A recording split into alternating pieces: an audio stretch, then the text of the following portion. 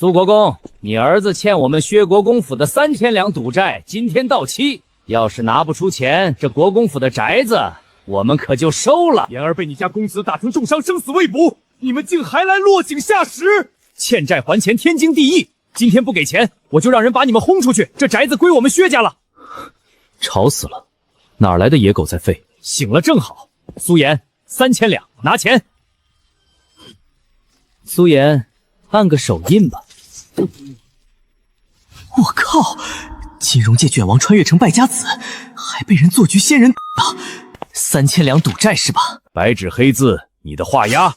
大钱律法第3卷第7条，设局诈赌者，契约无效，且需反赔10倍本金。薛管家，你跟上官家的人暗中分账的账本，要我当众背出来吗？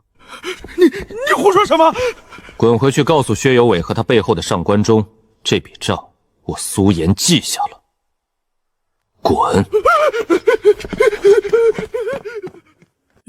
言儿，你刚才说上官中、上官皇后那个本家？爹，打我的薛有伟只是把刀，上官中才是幕后操盘者。他做局让我破产，又想要我的命，因为陛下赐婚，我挡了他娶安宁公主的道。这婚咱们必须退。圣旨已下，退不了。热死了，拿点冰块来。府上已经被你输空了，别说冰块，下个月的米钱都没了。堂堂国公府破产了，想玩死我，老子就用这大钱的商道把上官家连根拔起。启禀娘娘，苏颜醒了，薛家没能拿到宅子，命还挺硬。传本宫懿旨，3日后中秋宫宴，令苏颜进宫献礼，若拿不出像样的东西，就以大不敬之罪直接打入死牢。亏损，全都在亏损！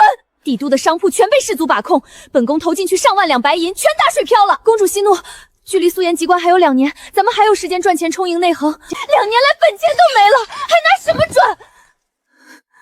父皇要是执意逼我嫁给苏颜那个败家子，我李昭宁坚决不嫁。言儿，快尝尝永兴藏500文1碗的天价冰饮，正热得胃冒烟呢。这什么怪东西，又酸又涩。言儿，你干嘛？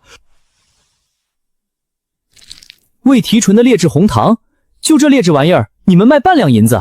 爹，我要做生意，我要卖冰饮，绝对不行！苏家满门忠烈，祖训规定绝不可沾染铜臭，商人都是些奸猾之徒。那咱们就等着喝西北风。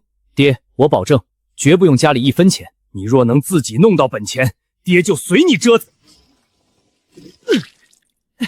苏颜，我昨晚去薛国公府大门泼了黑墨汁，替你报仇了。哎呦，难怪你一身墨水酸臭味。别过来，好兄弟，哥们儿现在有个稳赚不赔的大买卖，带你发财。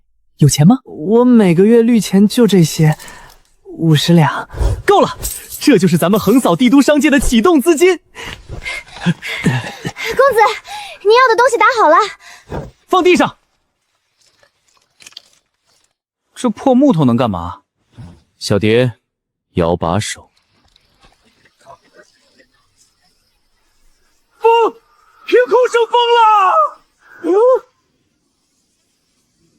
冰库的冰呢？堂堂大前皇宫，连点冰都拿不出来吗？陛下息怒，国库空虚，冰块早已用尽了。这等精巧的神器是工部哪位大师所做？朕要重赏。父皇，这不是工部做的，这是苏颜兄弟亲手造的。胡说！他一个五毒俱全的败家子，能造出这等神器？你为了替他开脱，竟敢欺君！儿臣不敢，真是苏颜。滚！以后再敢提那个废物的名字，朕打断你的腿！本宫投进内图的最后一笔钱，彻底没了。笑死小爷了，在达官贵人扎堆的西市卖农具，哪个脑干缺舌的商业鬼才想出来的？你不倒闭，天理难成啊！放肆！敢辱骂我家小子，找死！敢动我家公子一根汗毛，踏平你这破店！别激动嘛，看你们这惨样是开不下去了。正好这铺子小爷我看上了，开个价吧。每月100两，1年起租，该不赊贱。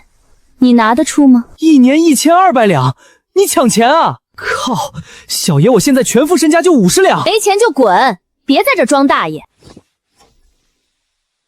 这里是50两，我只租3天。3天？没错，就3天。洗干净眼睛，等着看吧。主子，这登徒子太狂妄了，要不要奴婢去教训他？不用，3天赚1200两，痴人说梦。本宫倒要亲眼看看，3天后他拿不出钱，是怎么跪在地上求饶的。公主，您看，那登徒子竟然把几块破木头定价10两银子，疯了吧？10两银子足够寻常百姓活3年，他以为达官贵人的钱是大风刮来的。本宫倒要看他今天怎么收场。卖完了，老子大老远跑过来，你敢说没货？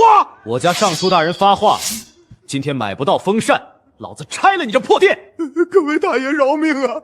真没货了！砸了我的店，你们可就真的一辈子挨热了。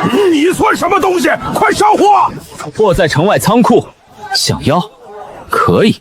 今天刚开业，为了回馈各位贵客，本店推出特权服务，只要现在缴纳定金，留下府邸地址，我们医保商行直接从仓库调货，免费送货上门。定金？你小子不会卷钱跑路吧？哈哈哈哈！我这商铺1年租金就1200两，为了你们这点定金跑路，我脑子进水了吗？有理，给我订3台，这是30两。我要5台，我要10台，别急老子！还没见到货，就心甘情愿把钱掏出来，这是什么神奇商户啊？这起码有几千两了。你输了。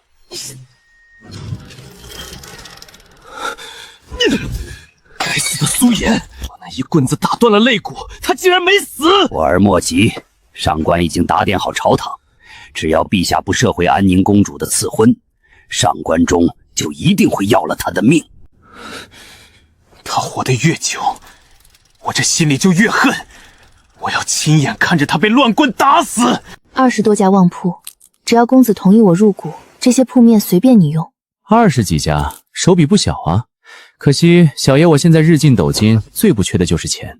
铺面嘛，我自己去租，绝对得分你股份划算。帝都寸土寸金，铺面全在士族手里，你以为有钱就能租到？我的人脉绝对超乎你的想象。是吗？那你倒是说说，你后台是谁呀？现在不便告知。连底细都不敢露，还谈什么的合作？送客！你这登徒子，别给脸不要脸！闭嘴！主子说话，哪有你个小丫鬟插嘴的份儿？你要如何才肯信我？简单，既然是合作伙伴，那就坦诚相见。把面纱摘了，让我看看。放肆！我家小姐千金之躯，岂是你这无赖能看的？不摘是吧？门在那边，好走不送。以后也别来烦我。春桃，退下。我的天啊，仙女下凡啊！这颜值秒杀前世所有顶流明星。一枝红艳露凝香，云雨巫山枉断肠。姑娘，咱们绝对有眼缘。我看不仅有眼缘，还有姻缘。公子谬赞。闭上你的狗眼！我家小姐早有婚约在身，你竟敢出言调戏！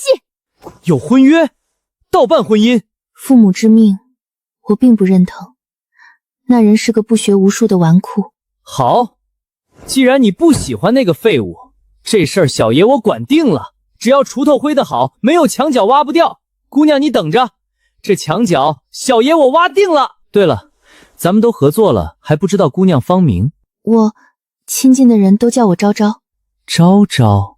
你有病啊！是啊，自从见了你，我就得了一种病，叫相思病。登徒子，你再敢对我家小姐无礼试试！昭昭，这点钱算什么？过2天来我这儿，我带你看个大宝贝，保证比风扇还赚钱。下流！春桃，我们走。这小辣椒，早晚是我苏家的人。昭宁这丫头简直胡闹，拿着国库的钱去开店，亏得血本无归。陛下息怒，昭昭也是想为国库分忧。哼，做生意哪有那么容易？等他彻底破产，看他还有什么理由拒婚。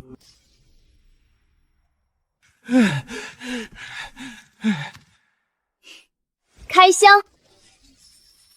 父皇，谁说儿臣破产了？儿臣今天赚了10000两。这是抢钱啊！父皇，这叫时间差垄断，都是我那位合伙人商业奇才苏雨的计策。求父皇收回赐婚圣旨。那苏雨懂经商，会借尸，比苏颜那个赌鬼物强10000倍。放肆！赐婚乃国家大事，岂能儿戏？绝无可能！我就是死，也不嫁给那个废物！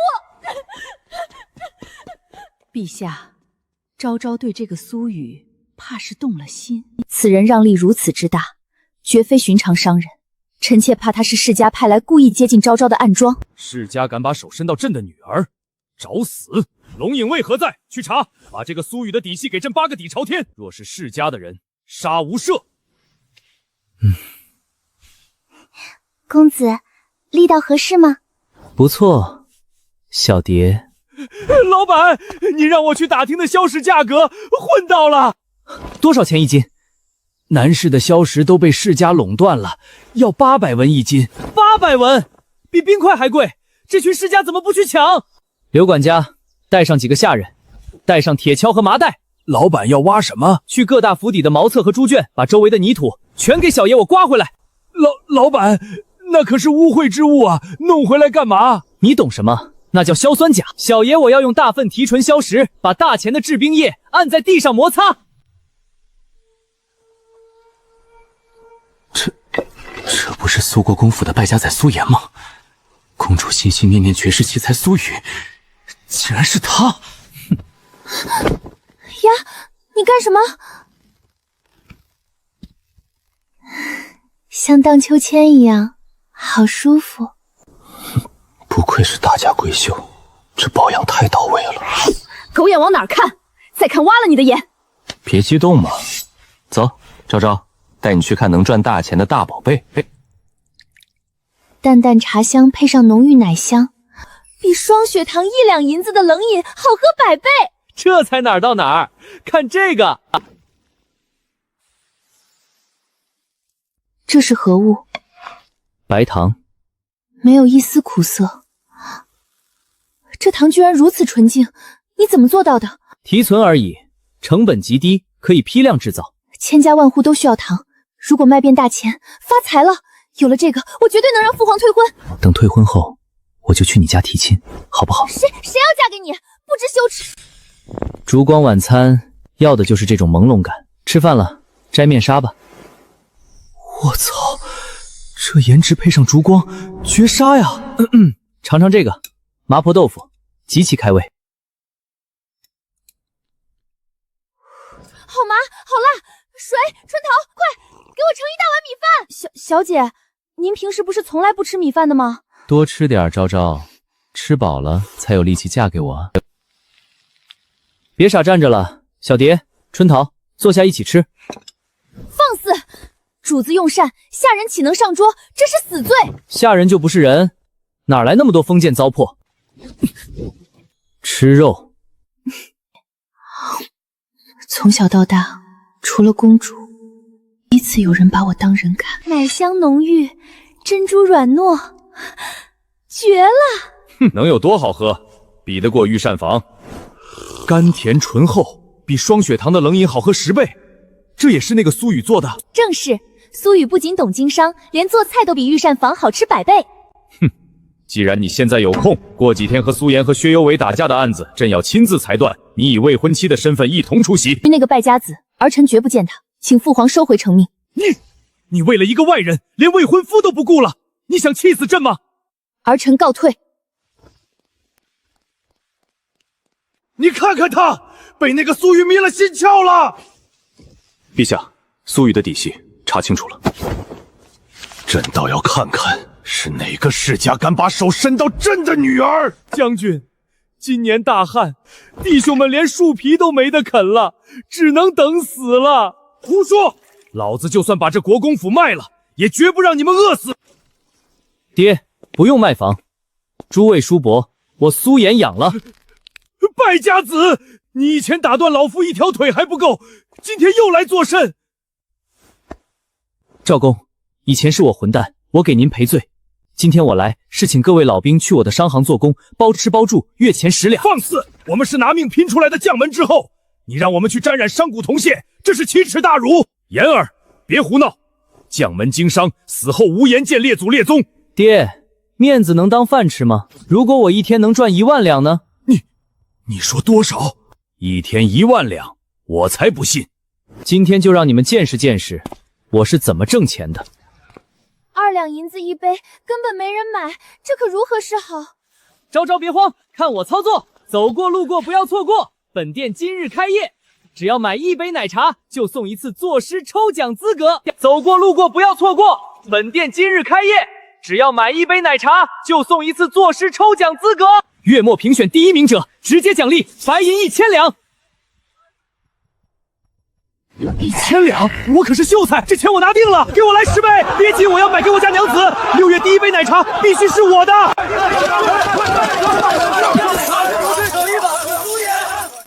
这就赚了几千两了。公子，有了这些钱，弟兄们不用饿死了，商贾真香啊！50文，俺一天就赚了50文。公子您就是咱们全村的活菩萨呀！行商贾之事，却能济世救民，老夫之前还骂您败坏门风，老夫瞎了眼啊！小少爷，请受老兵一拜。赵公言重了，这风扇生意只是小打小闹，接下来我有一门能赚100万两白糖生意，还要仰仗各位叔伯替我保驾护航。小少爷放心，咱们这帮老骨头，以后这条命就是您的。2两银子1杯冷饮，那琼浆玉露想钱想疯了吧？就是，这般没良心的黑店，傻子才去，狗都不喝。诸位有所不知，那店里搞了个活动，只要喝完奶茶在店内作诗，月末评选第1名者，奖励白银1000两。那个，在下突然想起家中老母衣服还没收，告辞。哎呀，我家的猪还没喂，我也告辞。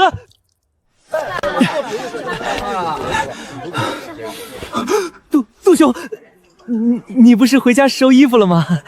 在下听闻此地文风鼎盛，特来批判一番。对，批判。哼，我倒要尝尝这玩意儿能有多好喝。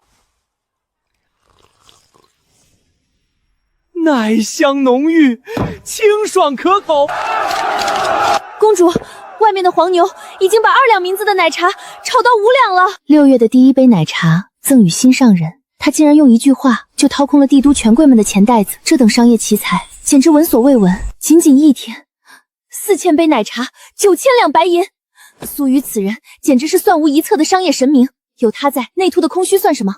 等白糖生意铺开，我定能让父皇收回那道荒唐的赐婚诏之。公主，等真退了婚，您敢告诉他您就是大钱的安宁公主吗？本宫有什么不敢的？就怕他知道后吓得连门都不敢进。国库空虚，父皇连兵都用不起，太子哥哥竟在此骄奢淫欲。今日月色极佳，在下偶得一首佳作，特献给表妹。醉里童颜凄明月，醒时秋水胜星兰。表妹，我知道你被那败家仔苏一言的婚约所扰，你放心，表哥定会想办法让陛下收回旨意。表哥，你若真心帮我，我感激不尽；但你若是抱着其他龌龊心思，我劝你最好死了这条心。表妹，你竟如此绝情！上官公子，请自重，再往前一步，休怪奴婢刀剑无眼。你一个婢女，敢对本公子拔刀？春桃，我们走。表弟，何必急于一时？昭昭现在只是被那婚约乱了心智。都怪那个该死的败家子，只要他活着1天，表妹就心神不宁。放心，孤已联络满朝文武，明日早朝，百官齐奏，孤定要让苏颜那个废物身败名裂，永无翻身之志。太子哥哥想撮合我和上官中，若真退了苏颜的婚，父皇怕是会直接将我赐给那个恶心的人渣。昭昭，想我没？你未来夫婿给你送大宝贝来了，此乃香皂，用它沐浴洗手，不仅洗得干净，还能浑身散发体香。小爷亲自教你。你放肆！别动，感受一下，好清爽，还有一股淡淡的茉莉花香。以后咱们成亲了，我天天给你调香做香皂，好不好？登徒子，再敢无礼，休怪我不客气。吵死了！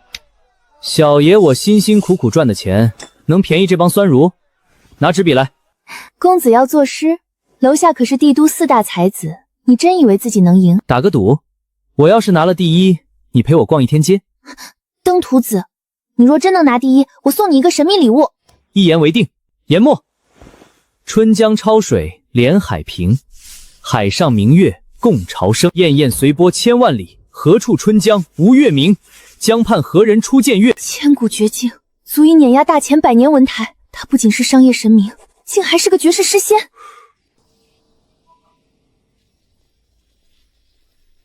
殿下，百官已联名。走，今日早朝，故要让苏颜那败家孩身败名裂，永不翻身。什么无名之辈，也配跟本才子争第一？让开！本公子倒要看看，什么破诗敢称江畔何人初见月？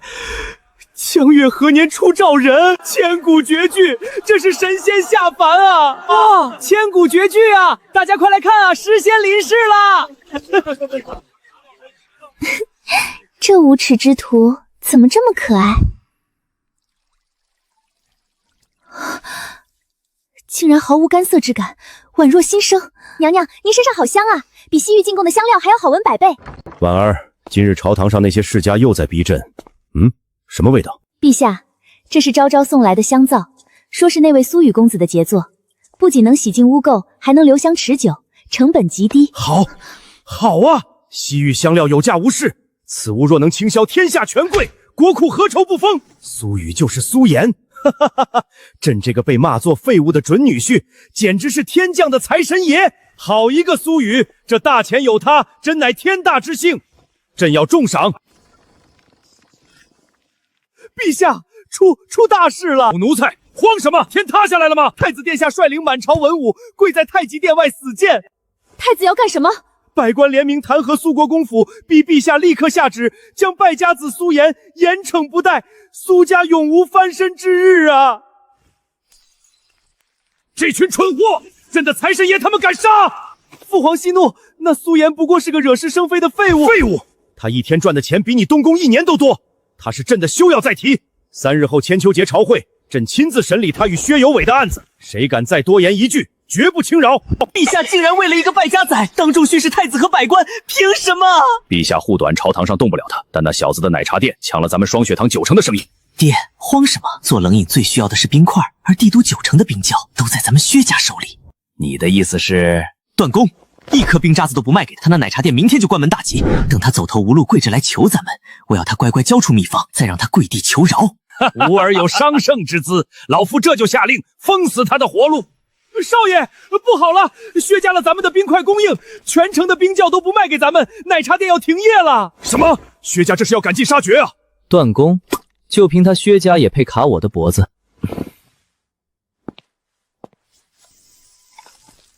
点水兵，这是仙术！小爷我早就实现了冰块自由，不仅如此，我还要酿造大前没有的高度烈酒和葡萄酒，彻底垄断帝都酒业。无耻！薛家垄断了帝都所有的冰窖，现在突然断供，分明是想逼死咱们的奶茶店。薛家是皇亲国戚，掌控大前经济命脉，冰块断了，除了关门妥协，别无他法。关门？小爷我的字典里就没这2个字。尝尝最新研发的鲜橙多，保证你喝了忘掉所有烦恼。苏雨，都什么时候你还有心情喝果汁？薛家要断我们的生路。昭昭，乖，喝一口。好浓郁的甜味。我不仅不关店，还要把他们薛家的双雪亭彻底打垮。好臭！你带我家小姐来茅厕干什么？没文化真可怕。来人，打水。你到底要做什么？见证奇迹的时刻到了。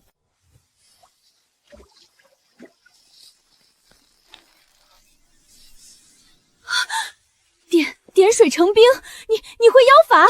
这不可能，大夏天怎么可能凭空生冰？这是仙术。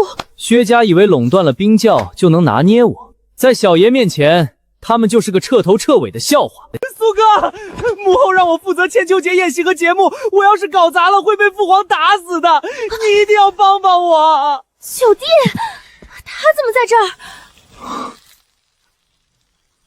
哼，千秋节宴席。好啊，太好了！昭昭，薛家不是断我们的冰吗？那我就在千秋节国宴上用这仙术造出冰山，闪瞎满朝文武的狗眼。我要让薛家永无翻身之日。怎么样，本公子这仙术厉害吧？是不是爱上我了？要不要做我的娘子？你连我身份都不知道，若我是公主，你敢去提亲吗？算了吧。为何？我看你就是怕了。公主有啥好的？从小娇生惯养，刁蛮任性，娶回来还得当个祖宗供着，一不高兴回宫告状，小爷我几个脑袋都不够砍的。那什么公主，我可伺候不了。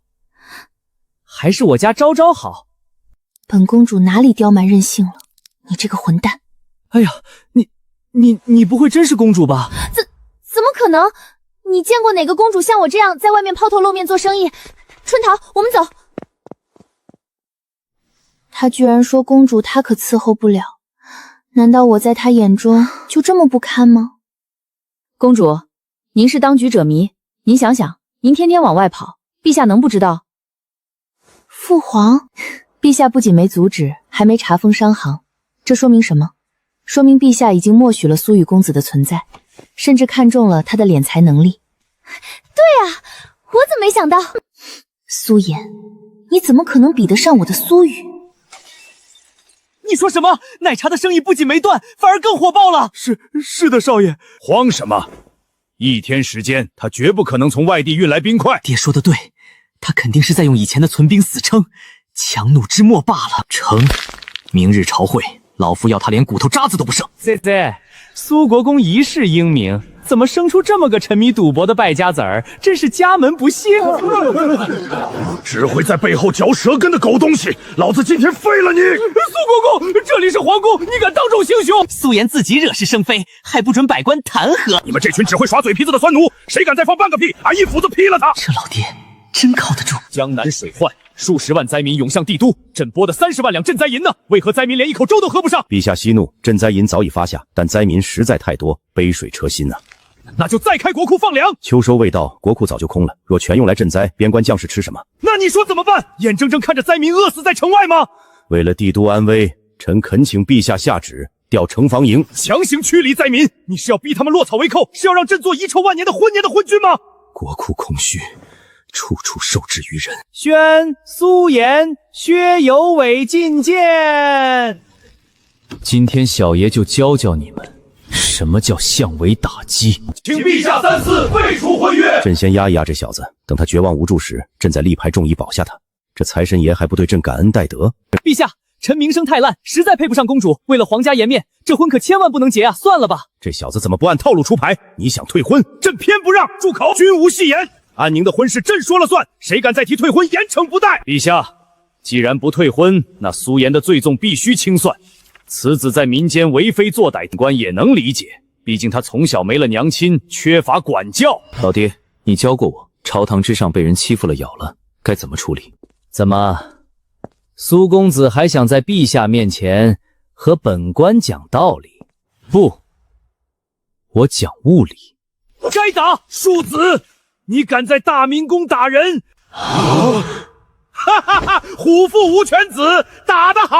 臣有一计，不花国库1分钱，安置城外数万灾民。若臣办成，请陛下封了我个开国县男当当。黄口小儿，满朝文武都解决不了的灾民，你1分钱不花就想解决，痴人说梦！你们解决不了，不代表小爷我不行。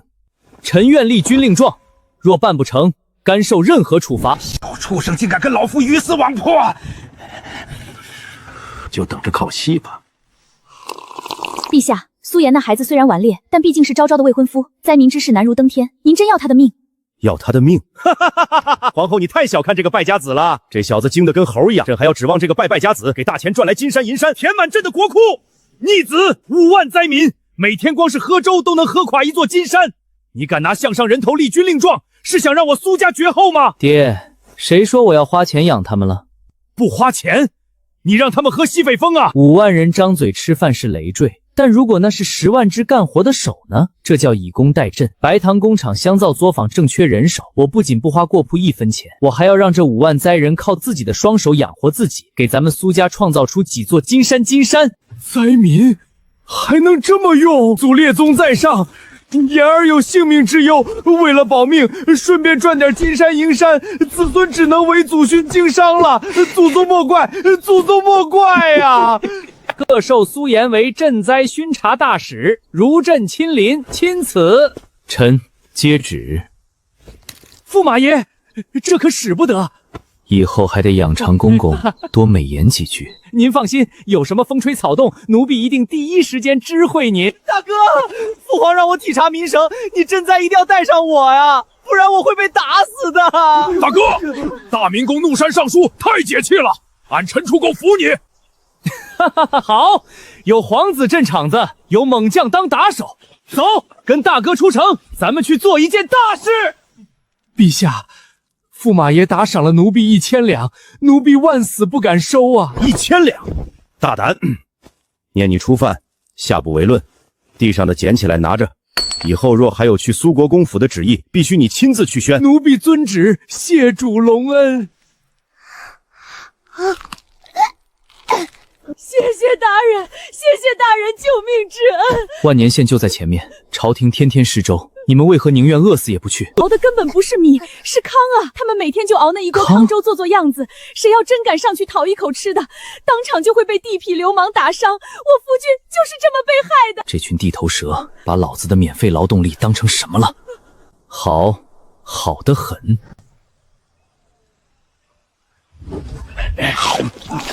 苏大人一路舟车劳顿，下官特备薄酒，为您接风洗尘。大人，请满饮此杯。倒是朱门酒肉臭啊！大人说笑了，听闻大人最爱此物，这是下官花重金寻来的极品，请大人笑纳。只要大人在赈灾折子上美言几句，以后这万年县就是大人的后花园。真是有心了。公子，奴家敬您一杯。这酒我不喝。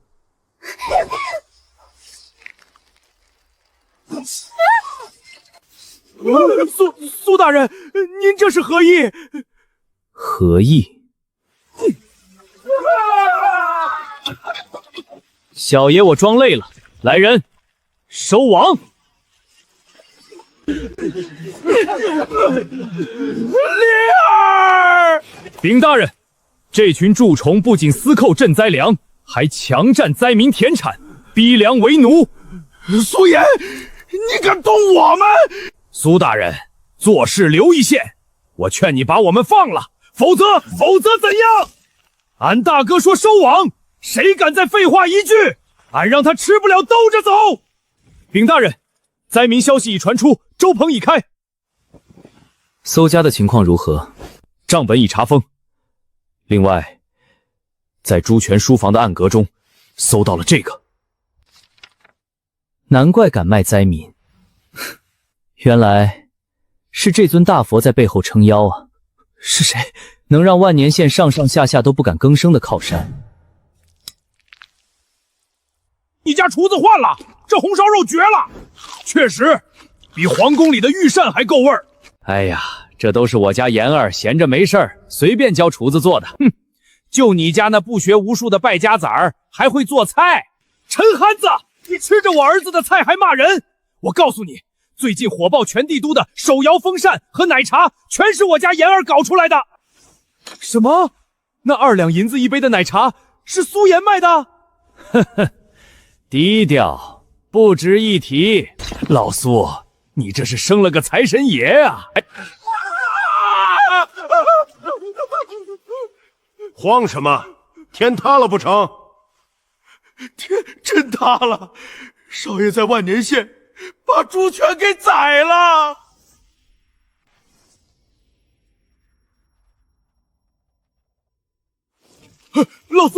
老苏挺住啊！这是要诛九族的死罪啊！苏颜疯了吗？哈哈哈哈哈！杀得好！俺就说苏颜有血性。苏国公、陈楚冲公子也一起动了手。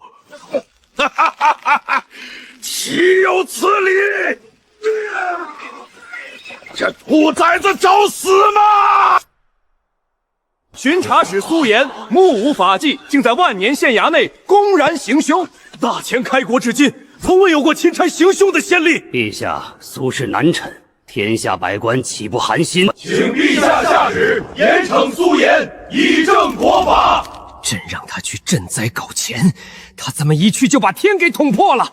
这让朕怎么保他？苏人行事虽然鲁莽，但或许事出有因。朕决定，先将其押解回京，交由三司会审。陛下，铁证如山，何须会审？苏颜滥自行凶，必须立刻下旨严惩，否则臣等长跪不起。完了完了，这是要置言儿于死地啊！大不了俺老臣带兵冲进去，把这群孙儒全轰出去！你疯了！你想让我们两家都满门抄斩吗？陛下，难道陛下要为了一个败家崽儿置大前律法于不顾吗？你指？陛下，苏颜大人差人送来，说事关大前国本，必须陛下亲启。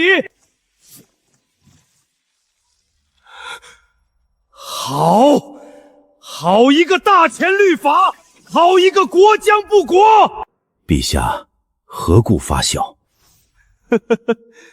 朕看他做得好，做得太轻了。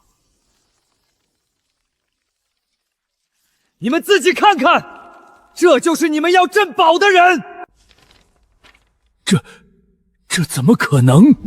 不，朱权勾结地方士绅，贪墨赈灾粮款。这密信上清清楚楚写着他与帝都权贵的利益输送。薛尚书，那信上的印记，你看着眼熟吗？陛下，臣冤枉，臣毫不知情啊！苏颜身为巡察使，手持朕赐的金牌，遇此等丧心病狂之徒，当机立断，先斩后奏。大理寺刑部御史堂三司会审，给朕把朱权背后的人连根拔起。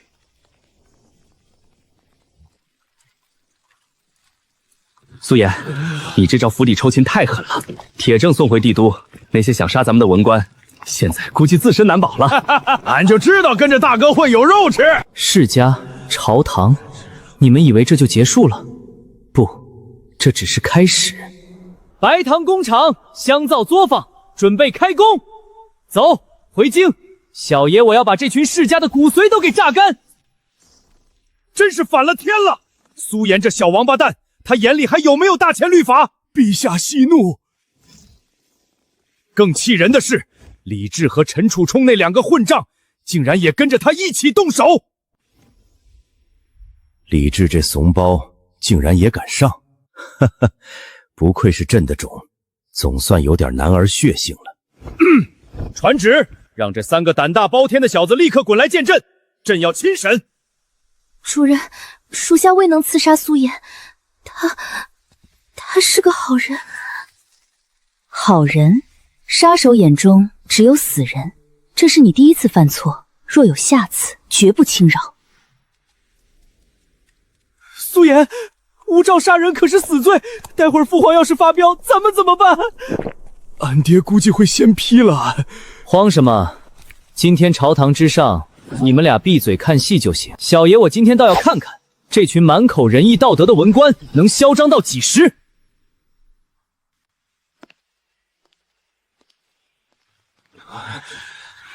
苏颜，你可知罪？陛下，臣何罪之有？放肆！你目无王法，罪不容诛，你还敢在陛下面前狡辩？我当是谁在乱叫？原来是薛尚书啊！你这个狂徒！陛下，此子死到临头还敢猖狂，请陛下立刻将他严惩。你在教朕做事？臣不敢。苏颜，朕让你去赈灾，你却跑去杀人，你作何解释？陛下，臣冤枉啊！臣刚立下盖世奇功，陛下不仅不赏，还要兴师问罪，这太让臣心寒了。臣为了查清朱惊天大案，那是殚精竭虑，废寝忘食。每天只睡1个时辰啊！这黑眼圈就是臣精忠报国的铁证。一派胡言！就算朱权再怎么不好，也该交由刑部审理。等刑部去查，等你们查清楚，那些灾民骨头都化成灰了。粗鄙，简直有辱斯文！黄口小儿，休得猖狂！老夫张毅，天为天下读书人之首，我等皆是圣人门徒，受圣人教化。你一个不学无术的纨绔，竟敢侮辱圣人门徒！请陛下严惩此贼，为圣人正名。跟我玩道德绑架，今天小爷就挖个坑，把你们全埋了。好一个圣人门徒，好一个天下读书人。既然你们把圣人捧得这么高，那小爷我今天就问你们一个问题：在你们这群清流眼里，到底是圣人重要，还是陛下重要？你这庶子，你选圣人就是大逆不道，藐视皇权；选陛下就是数典忘祖，有辱斯文。怎么，刚才不是叫得很嚣吗？现在全成哑巴了。看来诸公对陛下是有二心啊。苏颜，圣人教化百姓，朕治理天下，不可同日而语。陛下此言差矣，圣人不过是教人读书，但真正让这天下海晏和清，让百姓安居乐业的，是陛下您。陛下文治武功，震古烁今，臣坚信，陛下必将成为那万朝臣服、千古一帝的天可汗。天可汗，万朝臣服，这小子竟然懂朕！哼，赈灾之事不可扯远，苏颜终究要给百官一个交代。皇上的大腿抱稳了，交代，该给交代的是你们。朱权贪墨赈灾款，你们竟然一无所知。陛下，薛盛德庸落渎职，甚至勾结地方，中饱私囊。陛下，苏颜这是狗急跳墙，企图转移视线。不知情，好一个不知情！这臣在朱权中搜出的铁证，10几万两黑金全过地下钱庄，流入了帝都。而这笔黑金的最终去向，正是薛尚书您名下垄断全城的冰窖产业。薛尚书，你用灾民的血肉换来的黑钱，去填补你那被我的奶茶店打到破产的冷饮窟窿。现在你还敢说你不知情吗？不，这不是真的，陛下，臣冤枉，有人栽赃陷害啊！人证物证俱在，你还敢喊冤？薛慎德，你这人面兽心的畜生！朕的国库空虚，你却用百姓的命来中饱私囊。传旨将薛盛德打入天牢，大理寺刑部即刻查抄薛家所有产业。大哥，你太神了，把户部尚书给干趴下了。大哥威武，以后俺老臣就跟你混了。薛家倒了，帝都的商业版图空出了一大块啊！走，回商行。站住！苏颜，你以为你赢了吗？陛下，他立下军令状要安置数万灾民，如今灾民全堵在城外，他根本没安置，这是欺君之罪，当斩！对，功是功，过是过。舅舅，薛家都倒了，你为何还要苦苦相逼？哼，本官只认大钱，今日若不斩苏颜，威严何在？臣有一言，陛下。将在外，军令有所不受。苏颜虽无照杀人，但查出贪墨的惊天大案，救万民于水火，臣以为当功过相抵。魏公，你之前不是弹劾过他吗？你怎么帮这败家崽子说话？老夫弹劾他，是因为他配不上公主，但今日挺他，是因为他做的是为国为民的人事，休与你等只顾私利的伪君子为伍。魏公所言极是，功过相抵，不再追究。好，就算相抵，那军令状呢？那数万灾民嗷嗷待哺，你拿什么安置？拿你的命吗？请陛下严惩欺君之罪。老东西，谁告诉你我没安置灾民的？城外连个粥棚都没搭，你拿什么安置？拿嘴吗？施粥那种低级的施舍，只有你们这群蠢货才干得出来。小爷我用的以工代赈。以工代赈，说的冠冕堂皇，你不就是想把那数万灾民抓去当你免费的苦力吗？灾民本就食不饱腹、奄奄一息，你竟然还要强迫他们做工，简直是丧心病狂！禽兽不如，为祸苍生啊！闭嘴！我问你，朝廷施粥能施多久？1个月、2个月？等库存空了，灾民还不是一样？苏颜，那你这以工代赈到底是怎么阵法？陛下，授人以鱼不如授人以渔。臣将这数万灾民全部招入臣的工厂。第一，臣包他们1日3餐，顿顿有白面馒头管饱。第二，臣给他们提供统一的宿舍，遮风挡雨。神策，这简直是千古未有的赈灾神策呀！这小子脑子里到底装了多少宝贝？一派胡言！数万人的工钱和吃喝，那是个天文数字，你一个败家子儿拿什么付？再说了，你堂堂国公之子，竟然去经商，简直是沾染铜臭，自甘堕落！老东西，你知不知道，你现在手里拿的折扇，还有你孙女天天排队买的奶茶，全都是老子的产业。你就是那个日进斗金，把帝都商界搅得天翻地覆的秘宝商皇幕后老板。行不更名，坐不改姓，正是在下。哈哈哈哈哈哈！好小子，俺老陈昨天刚在你店里充了500两的至尊会，自己人，记得给俺打折呀！好说好说，你这奸商，与民争利，不知廉耻！我奸商？我靠自己的本事赚钱，不偷不抢，而你们呢？满口仁义道德，背地里却利用民众受灾博取私利。瞪大你的狗眼看清楚，我秘宝商湖足够养活那5万灾民。小爷我不仅完成了，还完成的漂漂亮亮。就这点心理素质，还跟我玩商战？哎呀呀，言儿啊，你看你怎么不早说呢？朕一直都觉得你是个旷世奇才。陛下，你想干嘛？咱们爷俩好好探讨一下这经济学。言儿啊，你是有所不知，朕这大钱国库现在是跑马都能饿死老鼠啊！北边要打仗，南边要赈灾，朕这龙袍都3年没换新的了。不就是想抽成吗？正合我意。陛下，臣的钱就是大齐的钱。臣斗胆想请陛下入股秘宝商皇。哦，怎么个入股？陛下无需出1分钱，只需赐臣一块皇家御用的牌匾，商皇每年的净利润，臣分2成，直接交入陛下的内库。2成，那一年就是上千万两啊！有了陛下的金字招牌，那些世家就算眼红，也不敢动臣一根汗毛。咱们翁婿联手，把全天下的钱都赚进皇家的口袋。哈哈哈！好一个翁婿联手，赐皇家金牌。苏颜小儿竟敢当众羞辱老夫！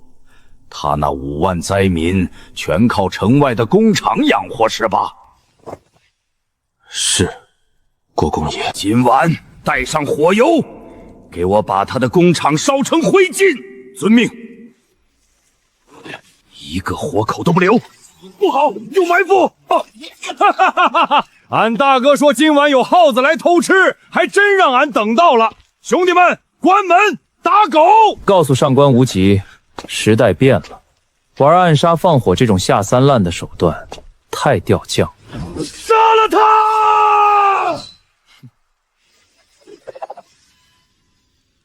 瞎了你们的狗眼！这工厂现在是皇家的产业，你们敢动这里一根草，就是诛9族的大罪。皇家产业，国公爷害我！大哥，怎么处置？全抓了，明天一早给赵国公送去当早餐。大哥，这就是你说的工业？世家垄断，权谋算计，在绝对的生产力和资本面前，全都是土鸡瓦狗。没错，从今天起，大钱的经济命脉由我苏颜说了算。好一个以工代赈！苏颜，你不仅没花国富1分钱，还妥善安置了5万灾民。传旨，封苏颜为开国县男，赐封号安平，将苏国公府旁边的3000亩民田赐予你。臣谢主隆恩。陛下，臣有异议。魏公，苏颜立下如此大功，难道当不得封赏？功是功，过是过，苏颜大闹朝堂，此乃一过。更重要的是，他身为国公之子，竟自甘堕落，从事商贾，此等名声狼藉之人，绝非安宁公主良配。臣请陛下收回赐婚，保全皇家颜面。魏公所言极是，请陛下收回赐婚。你们这是在逼朕做一个背信弃义的昏君！陛下，臣觉得诸公说的对。臣名声不好，确实配不上金枝玉叶的长公主。苏大人如此明事理，老夫之前错看你了。苏颜，朕再问你一次，退婚你真不后悔？臣绝不后悔。既如此，婚约作废，退朝。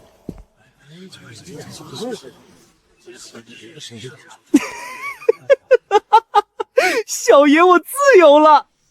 你在朝堂上辱没圣人，贬低科举，今日老夫要为天下读书人讨个说法。科举乃是天下读书人10年寒窗的追求，你这纨绔必须去文碑前下跪道歉。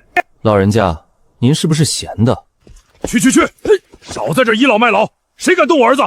贤侄啊，俺听说那秘宝商行是你开的，俺家那小子天天去买奶茶，俺这点俸禄都快被你掏空了。就是啊，老苏，咱们过命的交情，你儿子赚我们的钱，怎么也得打个5折吧？粗鄙武夫，满眼只有黄白之物，有辱斯文。各位叔伯放心，这是我密宝商行限量发行的至尊 VIP 会员卡。你简直把朝堂当成了市井商铺！你既然觉得科举简单，敢不敢跟老夫打个赌？哦，赌什么？就赌明年的春闱科举。你若能考中个举人，老夫就承认你说的对；你若考不中，就去文楼给天下读书人认错。言儿，别冲动，你连笔都没拿过几次，考什么举人？怎么，刚才不是挺狂吗？连个赌注都不敢接？赌可以，但我要加注。加什么？举人太没挑战了，我要考，就考状元。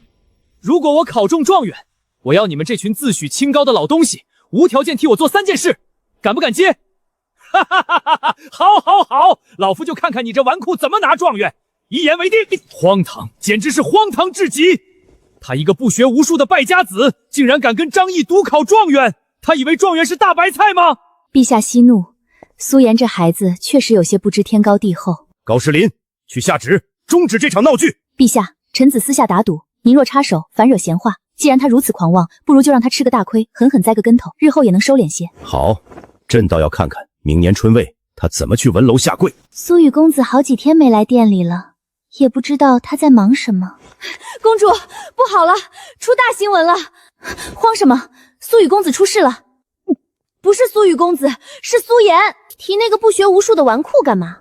公主，奴婢刚打听到，那个提出以工代售由密宝商行幕后大老板的人就是苏颜。公主，苏颜就是苏雨。公主，奴婢也凌乱了，不过您不用纠结了。什么意思？刚才在朝堂上，百官逼迫退婚，苏颜她当众表示自己配不上您，主动要求退婚，陛下已经答应了。她主动退婚？是啊，听说她退婚后满脸狂喜地走出了大殿。苏颜，你这人，你竟然敢嫌弃我！备轿，我要去见父皇。父皇，哎呀，昭宁来了，快过来。父皇顶着巨大的压力，终于借着百官的由头，把苏颜那小子的婚约给你退了，你现在自由了，高兴吧？儿臣多谢父皇成全。你这表情，怎么看着像受了天大的委屈？儿臣没委屈，儿臣高兴得很，儿臣告退。大哥，你真要考状元啊？大前的科举考的是四书五经诗词歌赋，你现在看还来得及吗？四书五经？这是什么鬼东西？这叫许好战术，在应试教育面前，全都不堪一击。对了，下个月就是母后的千秋节，你答应帮我弄的节目准备的怎么样了？放心，已经在工厂秘密赶制了。苏颜，你敢嫌弃本公主？今天我倒要看看你到底是个什么东西！小心点儿，这东西需要小心处理。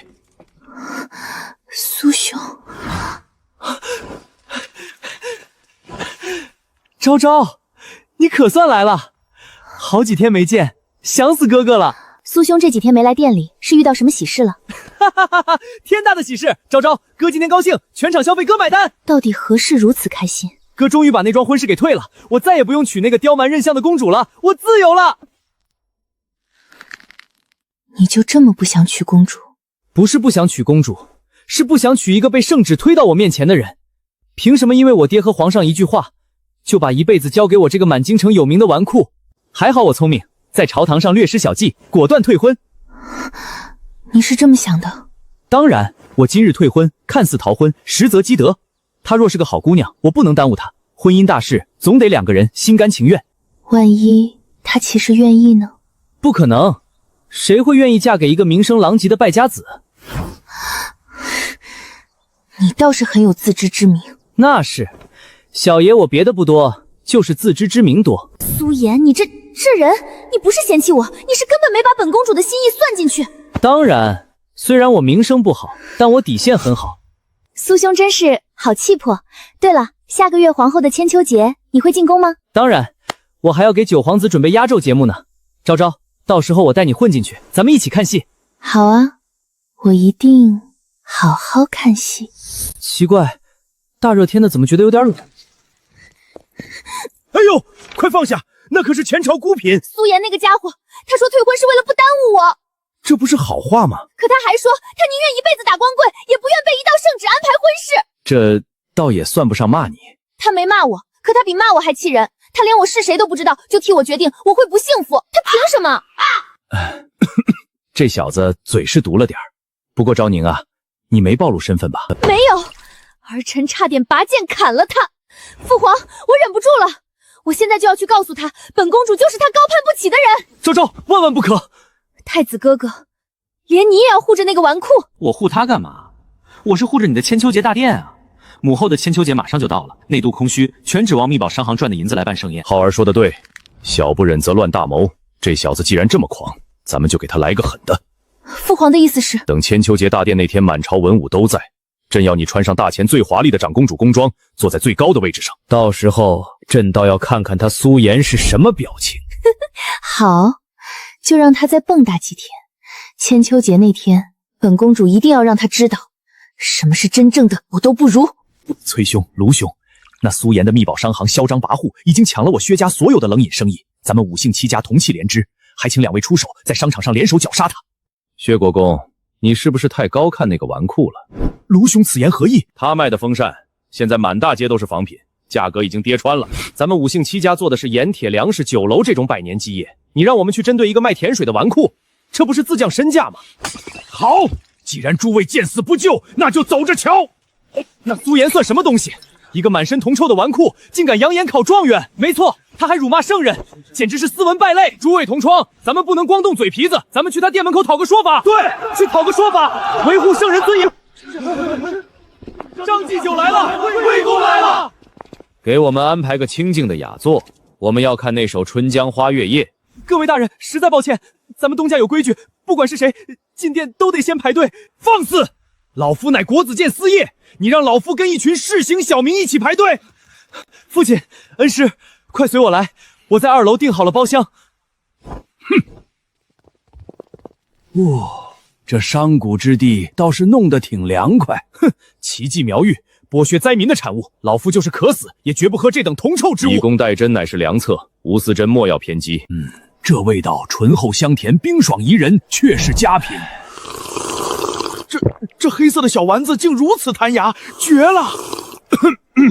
老夫只是为了批判他，才勉为其难尝一口。不说这个了，诸位，这首《春江花月夜》气象万千，到底是哪位隐士大儒所作？老夫真想见他一面，当面请教啊！苏颜出来，奸商出来交代。苏颜来了。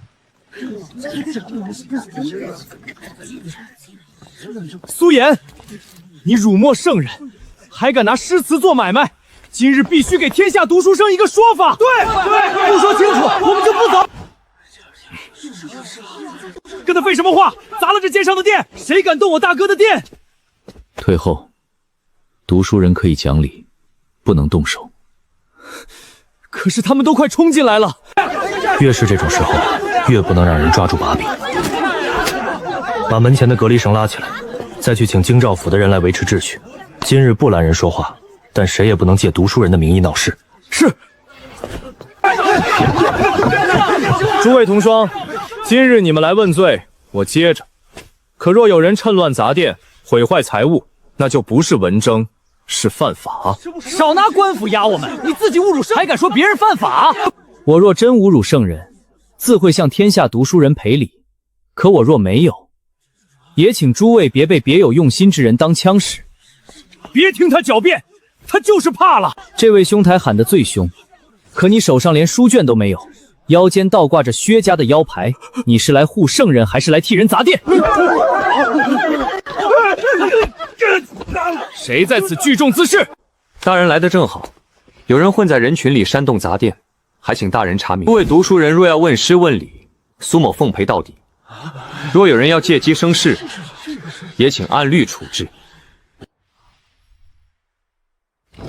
苏颜，你既说愿意讲理，那老夫问你，你在朝堂上轻慢科举，又以商贾之术搅动文坛，此事如何解释？魏公，火气别这么大嘛！既然诸位大儒都在，那晚辈就上来讨杯茶喝。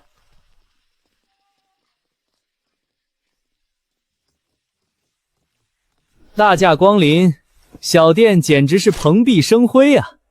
今天诸位的消费全场8折。哼，无功不受禄，你少在这儿攀关系。就凭你在朝堂上侮辱圣人，老夫就绝不可能喝你一口水。魏公，多谢您在朝堂上仗义严颜，帮我退了那桩倒霉婚事。这是我店里的至尊会员卡，凭此卡消费2折，还不用排队，请您务必收下。老夫弹劾你是出于职责，并非帮你。无功不受禄，拿走吧。卡我放在这儿了，魏公什么时候想喝奶茶，随时来拿。苏颜，你少在这儿磨蹭，我们今天来不是喝你这铜臭甜水的，赶紧接榜。老夫倒要看看春江花月夜这等孤篇压全唐的千古惊举，到底是哪位隐士圣贤所作。成，既然诸位这么着急，那小爷我现在就去准备。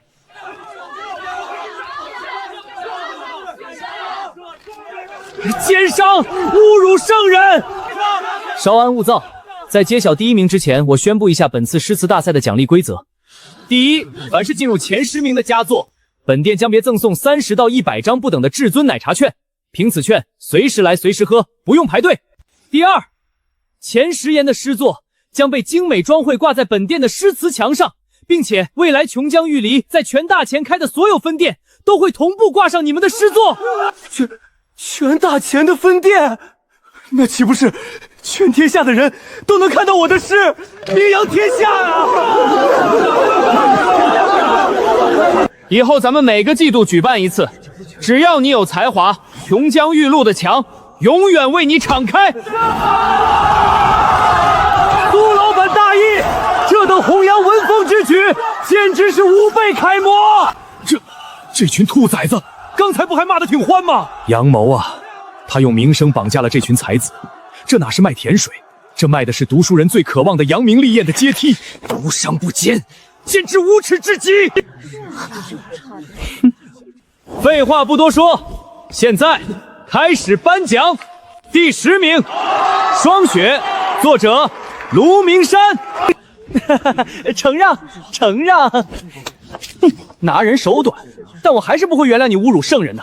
第3名，《风花雪月》，作者杜怀仁。苏老板，我以后还会继续参加，我要用读书人的方式，狠狠赢走你店里的奖励，让你血本无归，赢光他的店，让他破产。第2名，《浪淘沙》。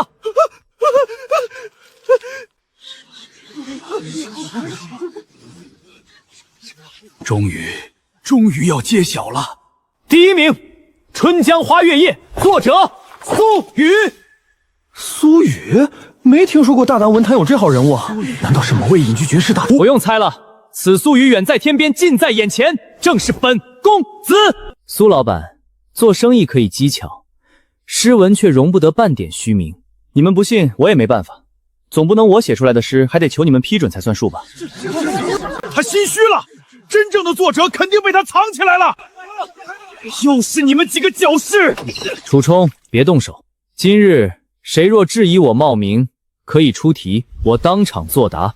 诗也好，策论也好，题目由诸位出，但有一条，谁若再喊打喊砸，便不是文征，是闹事。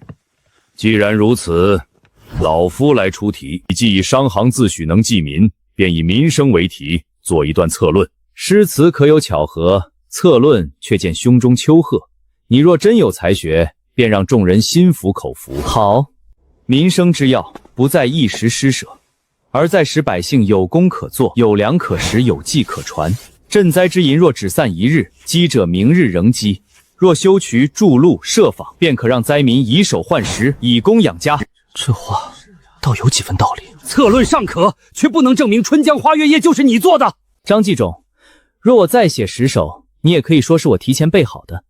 欲加之疑，何患无辞？你，苏颜，你说的也有道理。今日殿中嘈杂，不必定论。此事既关乎文坛清明，便该有一个公正场合。魏公的意思是，明日早朝，老夫请陛下命你当殿应题。当殿应题？怎么怕了？怕倒不怕，只是明日若我真做出来，诸位可别又说我是昨夜梦里偷来的。老夫一生最重公道，若你真能当殿成文，老夫亲自为你证明。那就一言为定。魏公，你真信那诗是他写的？老夫不敢信，也不敢不信。此子言辞机巧，最会钻空子。若明日不当众试他，天下读书人都不会服。所以才要请陛下主持，不是为了毁他，而是为了给师存一个清白，也给他一个自证的机会。明日朝堂之上，若他做不出来，便让他向天下读书人赔礼。若他做得出来呢？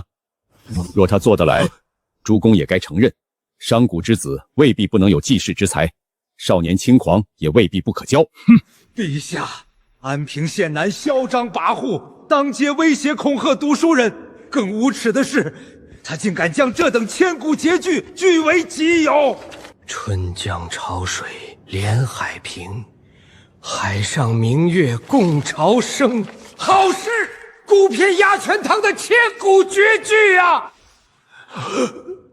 陛下，此等绝句绝不可能是那不学无术的苏颜所罪，定是他绑架了隐士大儒。请陛下下旨，让刑部抓捕苏颜，审问清楚。荒唐！就因为你们子虚乌有的猜测，就要朕去把堂堂国公之子抓进刑部？你们当朕是昏君吗？陛下息怒，可是此事蹊跷啊！陛下，臣有一计。说。既然诸公不信，明日早朝召苏颜上殿，让他当着满朝文武的面再作一首诗，一试之诗便知。魏公甚妙，便是欺君。准了，明日早朝宣苏颜进谏。混账！薛顺德这个老匹夫，竟敢把手伸进朕的钱袋子里！父皇息怒，儿臣已经查明，那是苏颜故意放的诱饵。诱饵？他拿朕的银子去钓鱼？父皇，您看账本。虽然手摇风扇的账目有问题，但奶茶店的利润极其恐怖，这个月净赚了60万两。60万两？等等，这账本不对啊！哪里不对？冷饮最大的开销是冰块，这账本上怎么连1两银子买冰块的记录都没有？难道那小子家里有个巨大的地下冰窖？那也不可能啊！夏天哪来的冰？父皇，苏颜根本没买冰，他的冰是凭空造出来的。胡说八道！他又不是神仙，怎么凭空造冰？用消食，儿臣亲眼所见，一盆水加了消食，片刻便结成寒冰。你说什么？消食制冰？父皇，您别这么激动。哈哈哈哈哈哈！神迹，这简直是千古神迹啊！陛下，不过是些解暑的冰块，何至于此？皇后，你不懂。若是将这制冰之法用到军队里，夏日行军，我大前将士的战斗力至少能提升30%，这是国之重器啊！不行，朕明天必须把这法子从他手里抠出来。父皇，您忘了，您刚把人家的婚给退了，现在却要秘方，人家能给吗？那什么，一码归一码吗？母后，别管父皇了，儿臣给您带了个好东西。这是何物？这叫口红，是秘宝商行准备开的女装店的镇店之宝。儿臣给您试涂一下，保证让父皇看直了眼。母后，您抿一下。这真是我。皇后，你今晚真美。陛下说什么胡话呢？父皇，您现在信了吧？这口红一旦上市，全帝都的女人都会为之疯狂，这利润绝对比奶茶还要恐怖。苏颜，你昨日在琼江玉露大放厥词，今日当着陛下的面，你可敢再作诗一首，以证清白？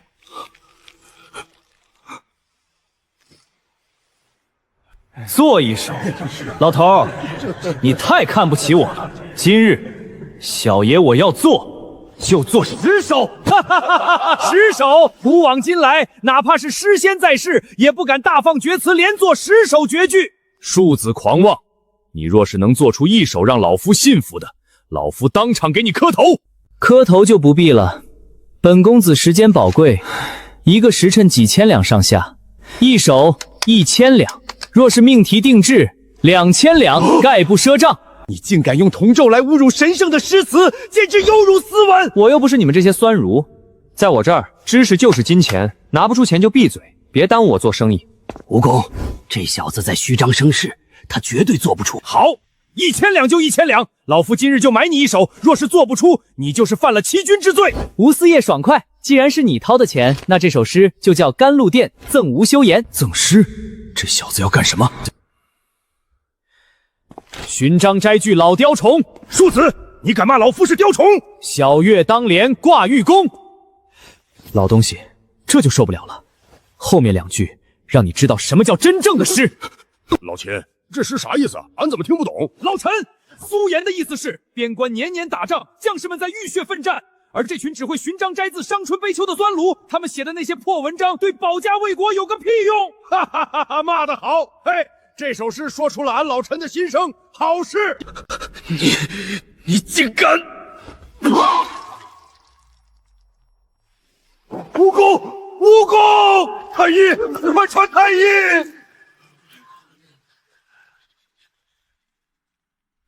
张继久，吴思是晕了，这第1手的钱我就不退了，第2手你要听吗？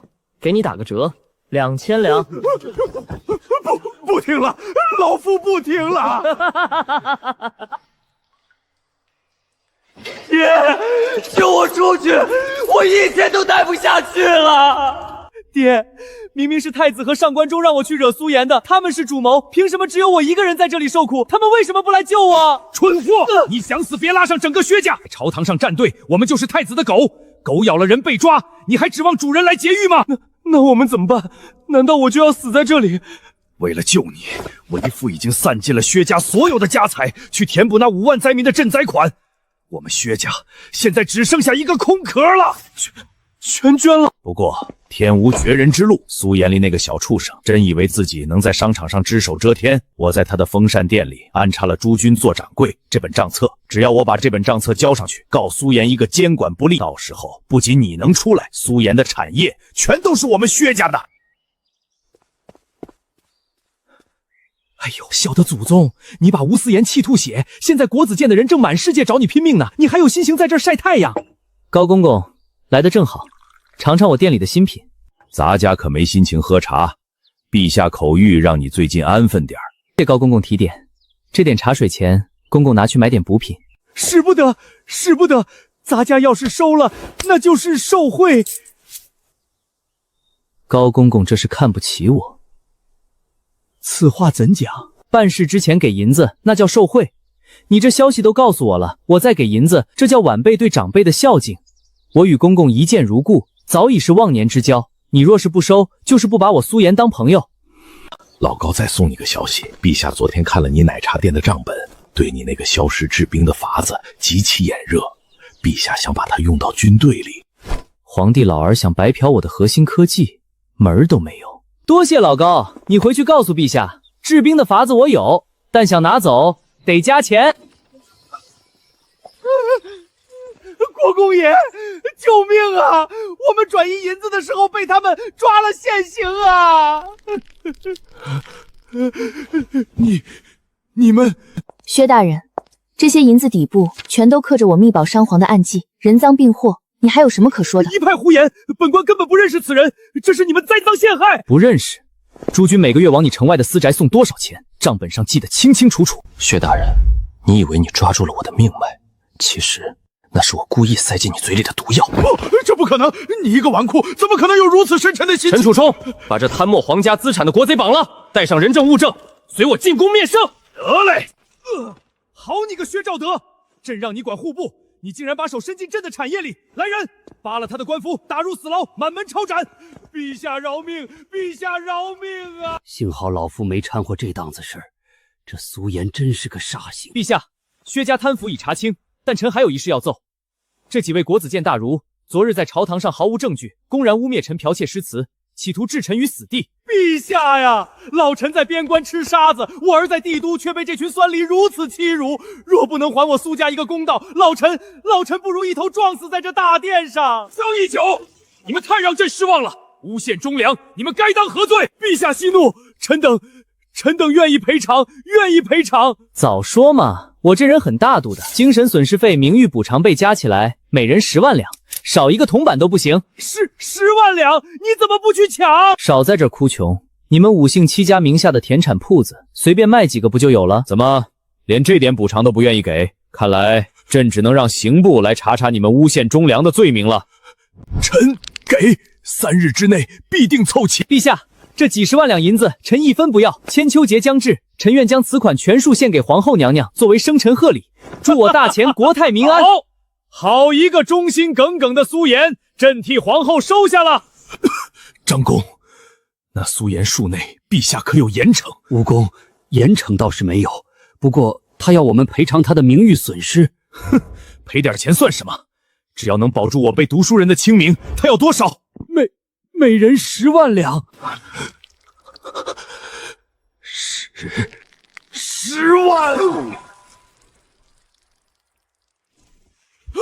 太医，快传太医！吴公又吐血了。开业半天了，一个客人都没有。这口红和香皂虽然好，但帝都的女子根本没见过，没人敢买。慌什么？再等一会儿。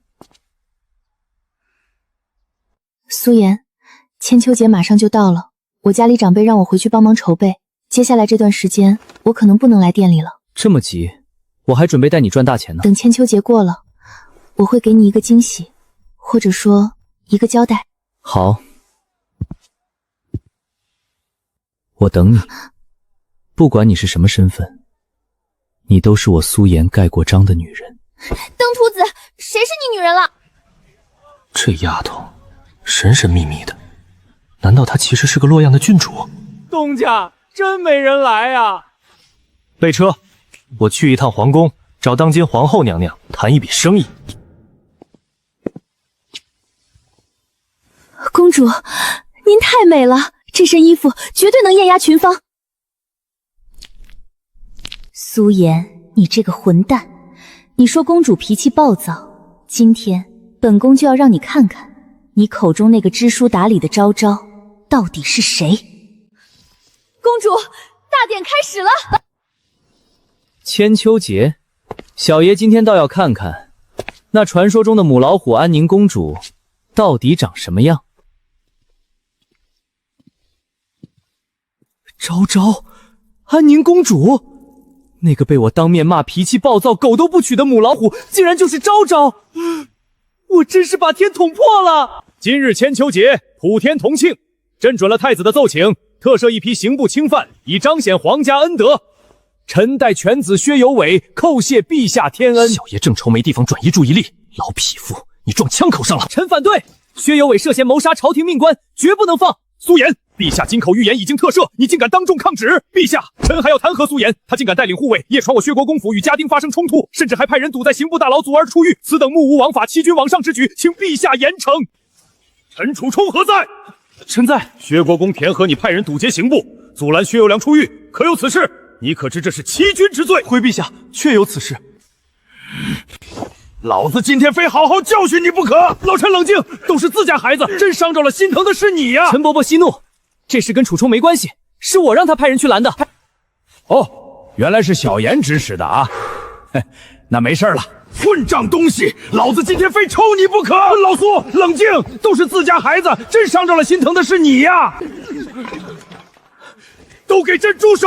苏颜，你到底在搞什么鬼？臣不仅要拦薛有伟，臣还要弹劾户部尚书薛振德，他利用职务之便盗窃我密宝商皇整整20万两白银。黄口小儿，你血口喷人！本官堂堂户部尚书，岂会贪图你商行的铜臭？不贪，那你敢不敢解释，为什么我商行手摇风扇店的掌柜朱军每个月都会偷偷把1箱箱银子运进你薛国公府的后院？一派胡言！本官根本不认识什么朱军。陛下，臣商行里的每一锭银子底部都刻有密宝商行4个字的暗记，只要派人去薛府一搜，立刻真相大白。这小子果然设了局，幸好我早有准备，就算搜出来，我也能全身而退。陛下，既然安平县南执意诬陷，臣恳请陛下立刻派禁军搜查薛府，以证臣的清白。高士林，带一队禁军，立刻去薛府搜。遵旨。他连退路都算好了，薛顺德这个老狐狸今天死定了。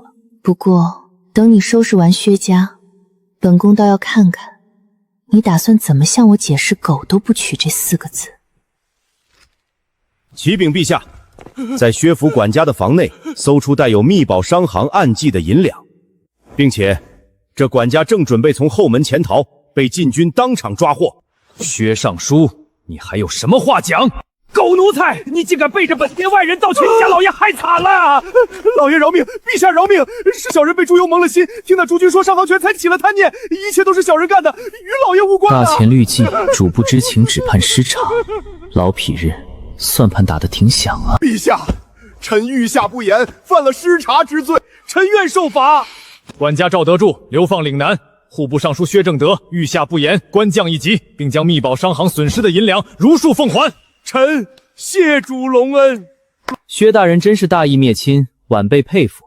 既然陛下已经下了旨，那咱们就明算账吧。请薛大人立刻归还我密宝商行被盗的20万两。20万两，老夫明明只拿了5万。哦，薛大人刚才不是说不知情吗？怎么知道只有5万两？你诈我！我的账本上清清楚楚记着损失了20万两。薛大人若是不给，那就是抗旨不遵。薛青，愿赌服输，3日之内把钱凑齐还给苏颜。你这个恶魔，老夫心理素质真差。完了，刚干死一头老狼，现在要面对一头母老虎了。陛下，苏颜派兵围堵刑部大牢，欺君罔上，臣恳请陛下立刻将其满门抄斩。臣愿受罚。你就这么认了？废话，比起被公主暗杀，我宁愿被皇帝骂2句。小子，你疯了！欺君可是死罪。陛下，臣虽犯错，但臣有一神计，可让水瞬间结冰。臣愿将此治兵之法无偿献给大钱军队，为求戴罪立功。不可能，夏天怎么可能治兵？你当真能治兵？成本极低，源源不断。夏日行军，将士们再也不惧酷暑。高士林，备马，叫上房相和几位国公，朕现在就要去你的工厂看治兵。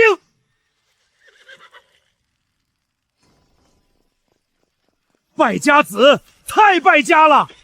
外面冰块比黄金还贵，你居然拿来放在地上降温。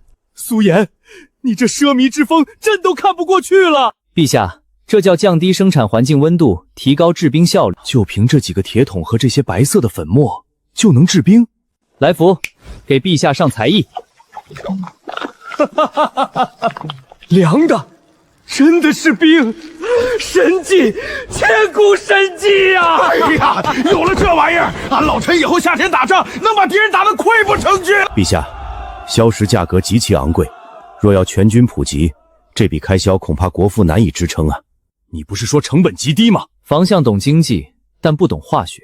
诸位，跟我去后院。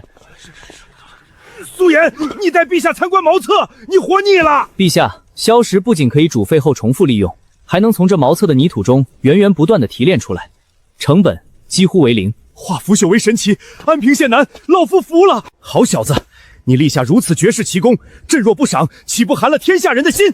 传朕旨意，赐苏颜100皇家亲卫驻守工厂，谁敢窥探治兵之法，杀无赦！谢主隆恩。闭嘴！苏颜那小子现在有皇帝撑腰，我们死定了！那我们怎么办？他断了我们薛家的冰块财路，他不死，我们薛家永无宁日。此子断不可留，必须想办法让他再也翻不了身。老爷，薛家送钱来了，整整20万两现银，全在院子里。乖乖，老子打了一辈子仗，都没见过这么多钱。陈伯伯，这2万两拿去给将士们改善伙食。这怎么好意思？昨日若无诸位叔伯在朝堂撑腰，我怎能坑到这笔钱？拿着，爹，留5万两，秘密送进宫里给陛下。给皇帝送礼，这叫人情往来，懂不懂规矩？公子，昭昭小姐派人传话，说今天七夕节她有要事，不来店里了。不来？那小爷今天岂不是闲得发慌？大哥，今天七夕晚上有花灯会，咱们去哪玩？花灯会有什么好玩的？走，大哥带你们去夜市最大的酒楼，考察一下大钱的餐饮娱乐业。不，要是被父皇知道，他会打断我的腿的。殿下，怕什么？有大哥罩着呢。李治啊，你身为皇子，怎能如此短视？我们去教坊司为了寻欢作乐吗？错，我们是为了体察民情，是为了研究大钱音乐舞蹈艺术的发展，是为了工作。真的是为了工作？当然，大哥什么时候骗过你？赶紧换上最帅的衣服，今晚全场消费，苏公爷买单。好，为了大钱艺术拼了！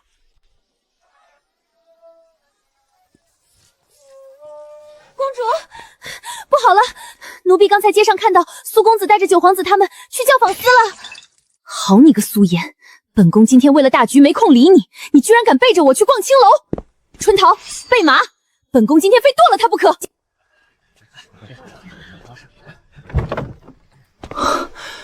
这地方果然雅致。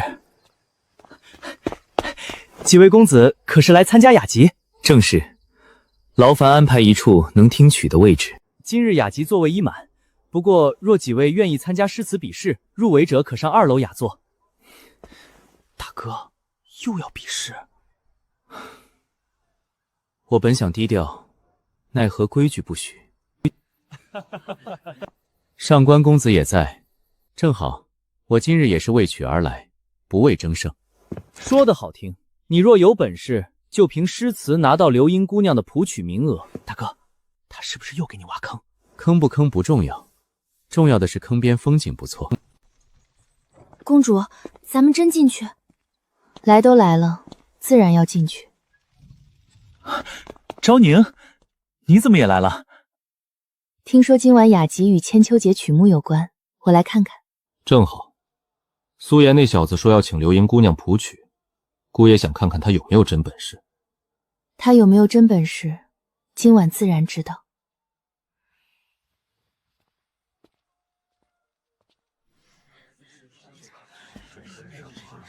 今日七夕雅集，以相思不负，家国同心为题。诸位公子若有佳作，刘盈愿择其一谱曲，于千秋节前献给宫中乐坊试演。这首曲我势在必得。他倒不像是来胡闹的。公主，那您还生气吗？我气的不是他来这里，是他什么都不说。七夕佳节，愿以此诗献给流盈姑娘，也献给青樱雅妓。苏颜，该你了。你若只是来凑热闹，现在认输也不丢人。我今日不是为迎谁而来，我只是想写一首适合七夕，也适合千秋节的词。苏公子请。这首词不为争名，只为一个人。纤云弄巧，飞星传恨，银汉迢迢暗度。金风玉露一相逢，便胜却人间无数。公主，这词好美。两情若是久长时，又岂在朝朝暮暮。好词，七夕之情竟能写得如此清雅。苏公子此词情深而不俗，哀而不伤。刘盈愿为此词谱曲，献于千秋节雅乐。这是苏某之幸，不过这首词能否入宫，还要看绿月司是否合规。不过是一首情词，怎能用于千秋节？七夕写情，夫妻相守，家国团圆，百姓安宁，皆是人间长久之愿。若能以此曲祝天下有情有义之人安稳长久，岂不正合皇后娘娘的意？这话倒有几分道理。公主，苏公子刚才说这首词是为一个人写的，他又没说是谁。昭宁，你若想知道，何不亲自去问？问就问。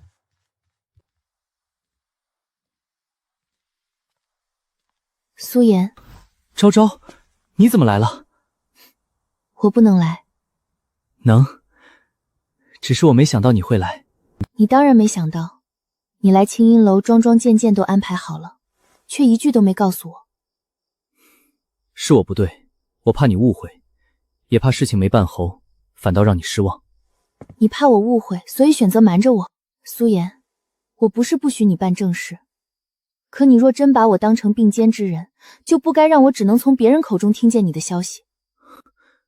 你说的对，以后只要与你有关的事，我都会先同你商量。还有，刚才那首词真是为我写的？是。不是为了迎上关中？迎他只是顺便。主要是为你。我说真的，那句两情若是久长时，我想了很久。以前我是不想被一道圣旨安排一生，可后来我发现我是怕对方不是你。油嘴滑舌，这叫真情实干，略有文采。苏颜，你方才说辞是为一人所作，如今又让刘莹姑娘谱曲，未免轻慢了词中真情。词可以为一人而写，曲可以让更多人听见，这不矛盾。巧言恋色，你若觉得不妥，可以向李月思提意见，不必如此。姑娘是何人？清音雅集的听课而已。诸位不必争执，苏公子的词，刘莹会先谱成雅乐小样，交由李月思评定。若不合理制，绝不擅自入宫。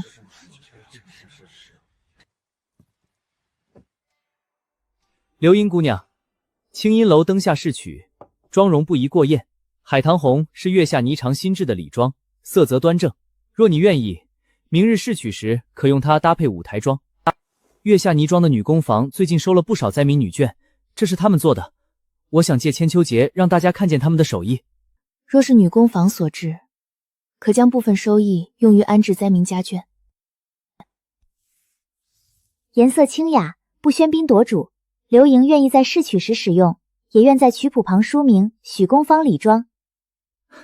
多谢。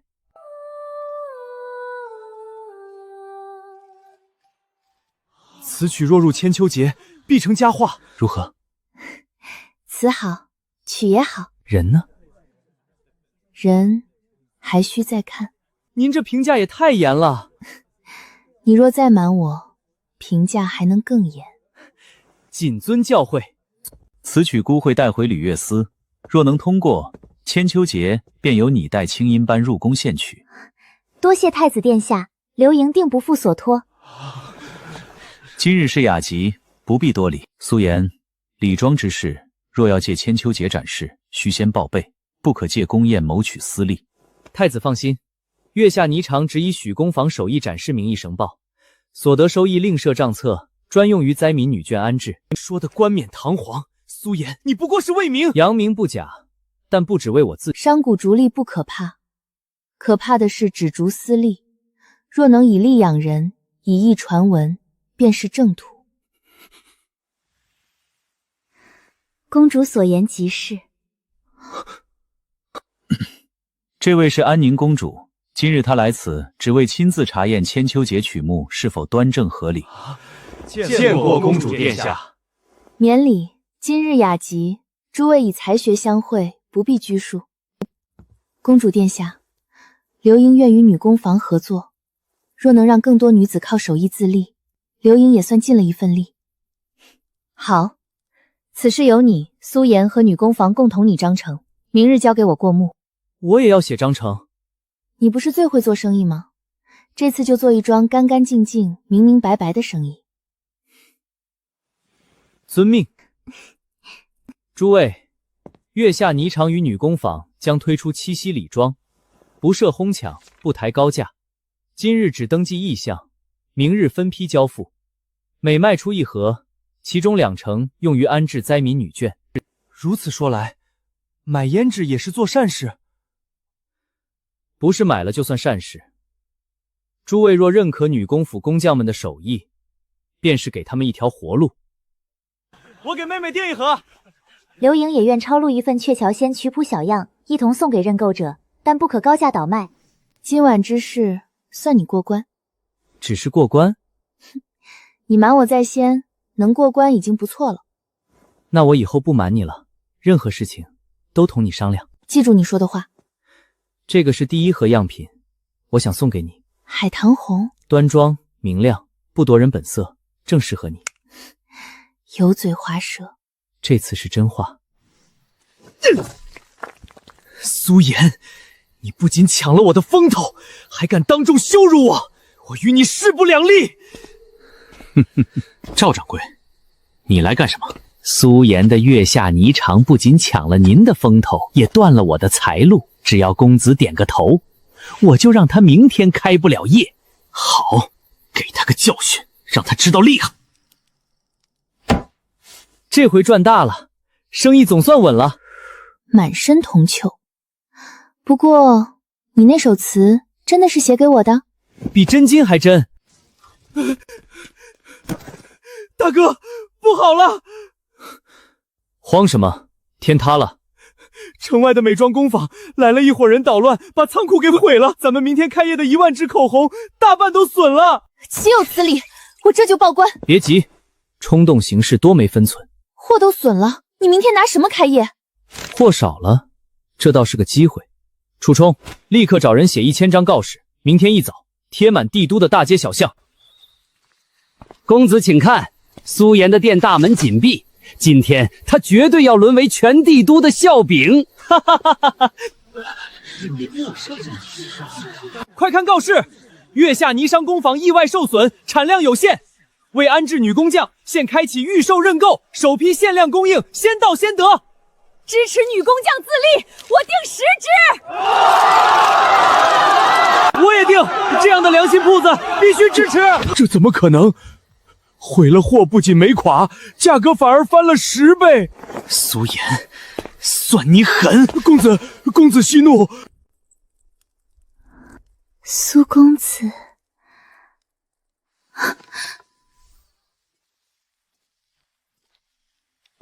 不过见了一面，你的心就乱了。阁主误会了，苏颜并非普通纨绔，她做出的口红香皂能在1日之内传遍帝都，说明此人懂人心，懂商道，也懂如何借势。所以呢，若我们只盯着太子，最多只能看到东宫一隅。可苏颜不同，她如今牵动公主、苏家、商户、世家几方势力，接近她，或许比接近太子更有价值。你倒是会替他找理由。不是替他找理由，是替我们找机会。好，既然你认定苏颜有用，那这件事便交给你。3日之内，我要看到苏颜真正的底牌，他到底是偶然得利，还是确有本事？你去查清楚。若他真有本事呢？那就拉拢；若拉拢不了，至少不能让他站到我们的对面。明白。刘盈，你是刘家旧案中唯一留下的人，你想查清当年的真相，就不能让儿女私情乱了判断。我从未忘记。那就好，明日继续接近苏颜。苏颜，你到底是我的机会，还是我的结束？薛国公，听说你薛家的冰块生意被苏颜一个小小的冷饮店干得快破产了，真是丢尽了世家的脸面。崔公子别站着说话不消停，那小子的手段极其诡异。掌柜的，不好了，咱们烟运坊的生意全被抢光了，全帝都的贵妇都在疯抢月下霓裳的口红。岂有此理！一个不学无术的败家子也敢动我卢家的脂粉生意！卢掌柜息怒，对付这种不懂规矩的愣头钉，直接断了他的货源便是。大钱所有的胭脂水粉原材料不都在你卢家手里吗？崔公子说的对，断了他的根，看他拿什么卖。断不了，那小子店里的东西根本不是用寻常的脂粉材料做的，我卢家从来就没卖过他任何东西。不用传统材料，那他怎么造出来的？这小子是个妖孽，他根本不按常理出牌。好一个苏颜，既然商业手段封不住你，那就别怪本公子亲自出手教你做人了。苏颜，你到底要带我看什么秘密？搞得这么神神秘秘的。带你看能把大钱第一世家崔家彻底掀翻的武器。招招，尝尝。好烈！但这酒液如此清澈，回味竟然醇香无比，比崔家的醉仙酿还要好上10倍。不仅有烈酒，还有这个葡萄美酒，这可是西域进贡绝品，你连这个都会酿？你相公我是全能的，我不仅要卖酒，我还要在帝都开大钱最大的酒楼。苏颜，你疯了！餐饮和醉仙酿是崔家的核心命脉，你这是在公然挑衅大钱第一世家，他们底蕴深不可测，连皇室都忌惮3分，惹急了不择手段打压的。皇室忌惮，我苏颜可不忌惮，他们不惹我最好，敢惹我，我就有办法让他们知道欺压人是要付出代价的。打打杀杀多没意思。走，相公带你回府，给你尝尝一种你绝对没吃过的绝世美味。招招，张嘴啊！好辣，但是好好吃。好吃就多吃点，以后天天做给你吃。妍儿，听说你的酒酿好了，老子馋好几天了。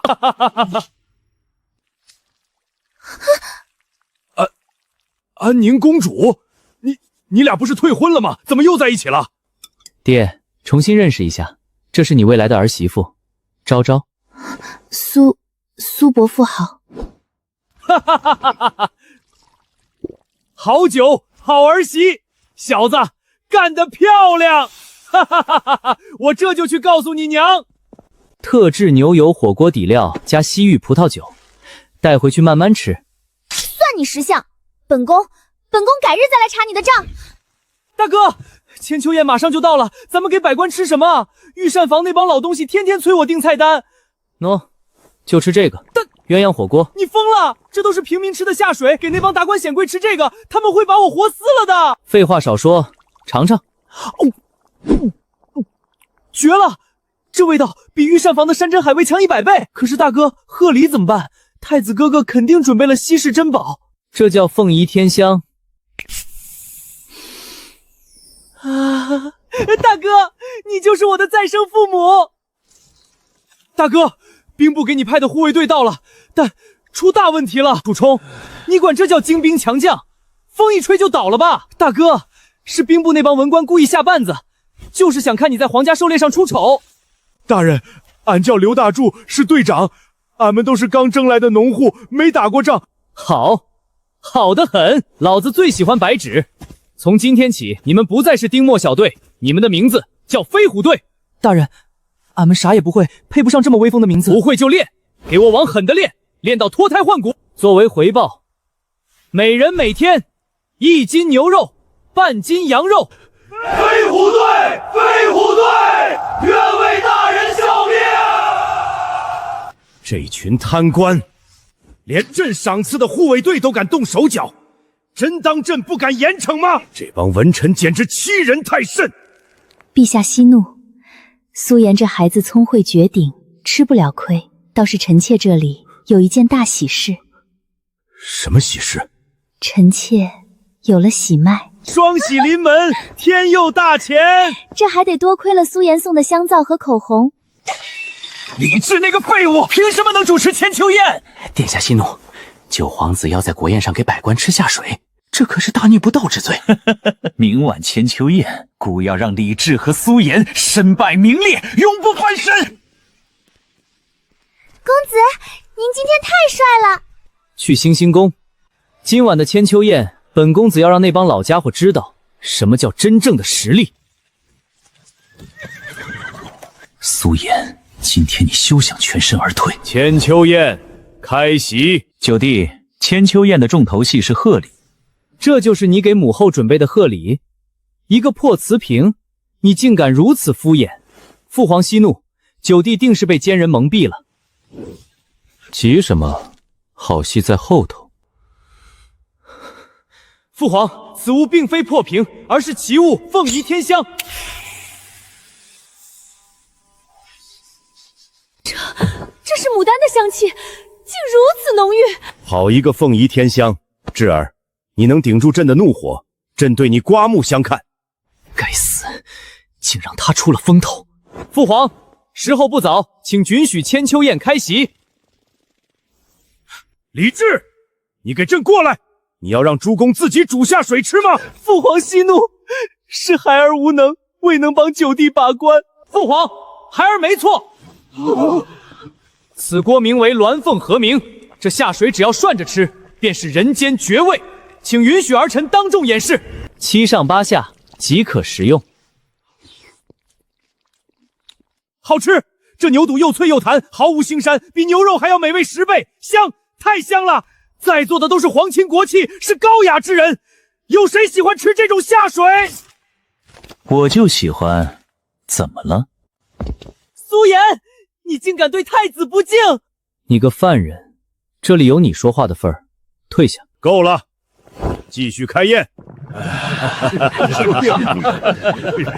孤绝不能输。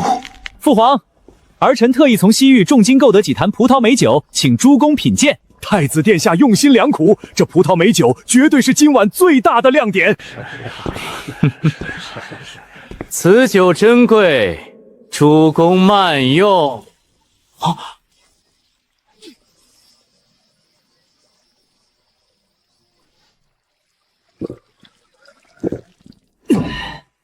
痛快？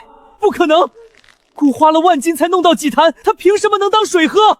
这小子还真是个妖孽。诸位，过几日我天下第一楼即将开业，火锅、美酒管够，打完收工回去赚钱。苏公子，你可不能走啊！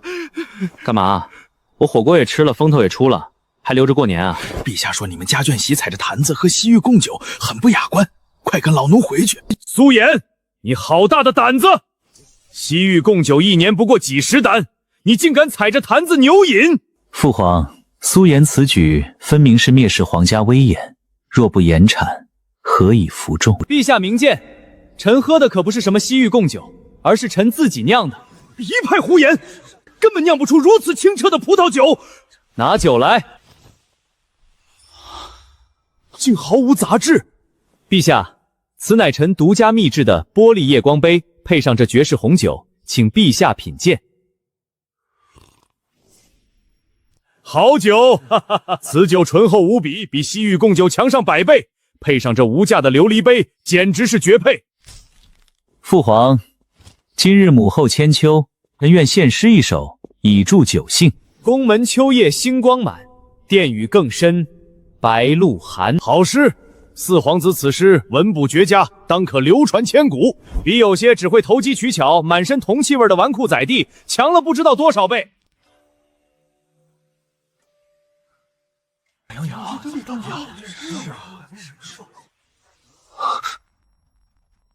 昭昭，跟着哥混，包你吃香喝辣。完了，全完了！撩妹撩到皇帝头上，这可是要掉脑袋的火坑啊！哈哈哈哈哈！今日千秋盛宴，朕心甚悦。张继景，开启千秋斗诗。遵旨。今日以酒宴为题，一炷香为限。今日夺得魁首者，朕重重有赏。若是昭昭看上了，朕当场赐婚也未尝不可。小子，陛下这明显是在给你机会，赶紧写呀！写个屁！这福气谁爱要谁要，老子坚决不写！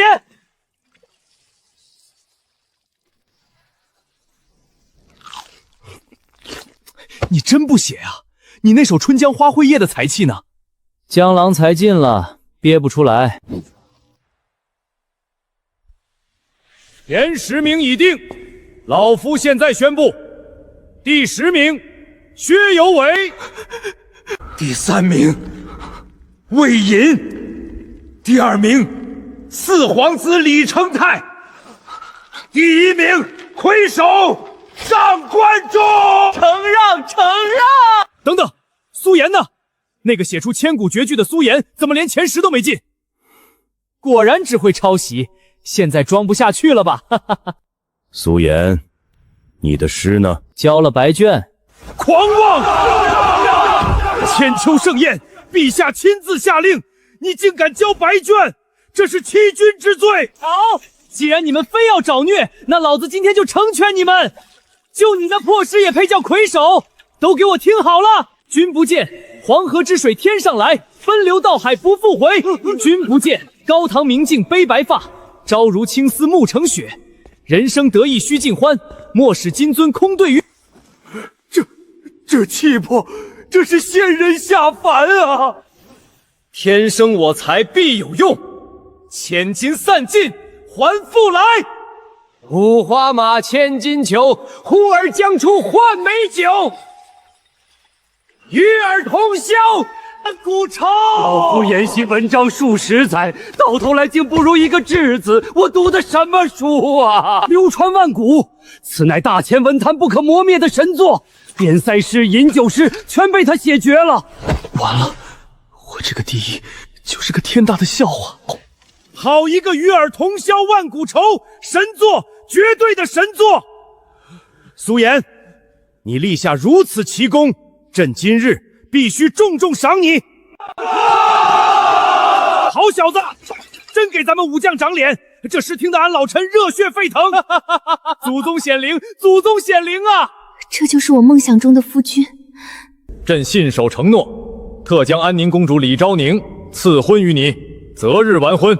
大前第一角色竟然便宜了这个纨绔！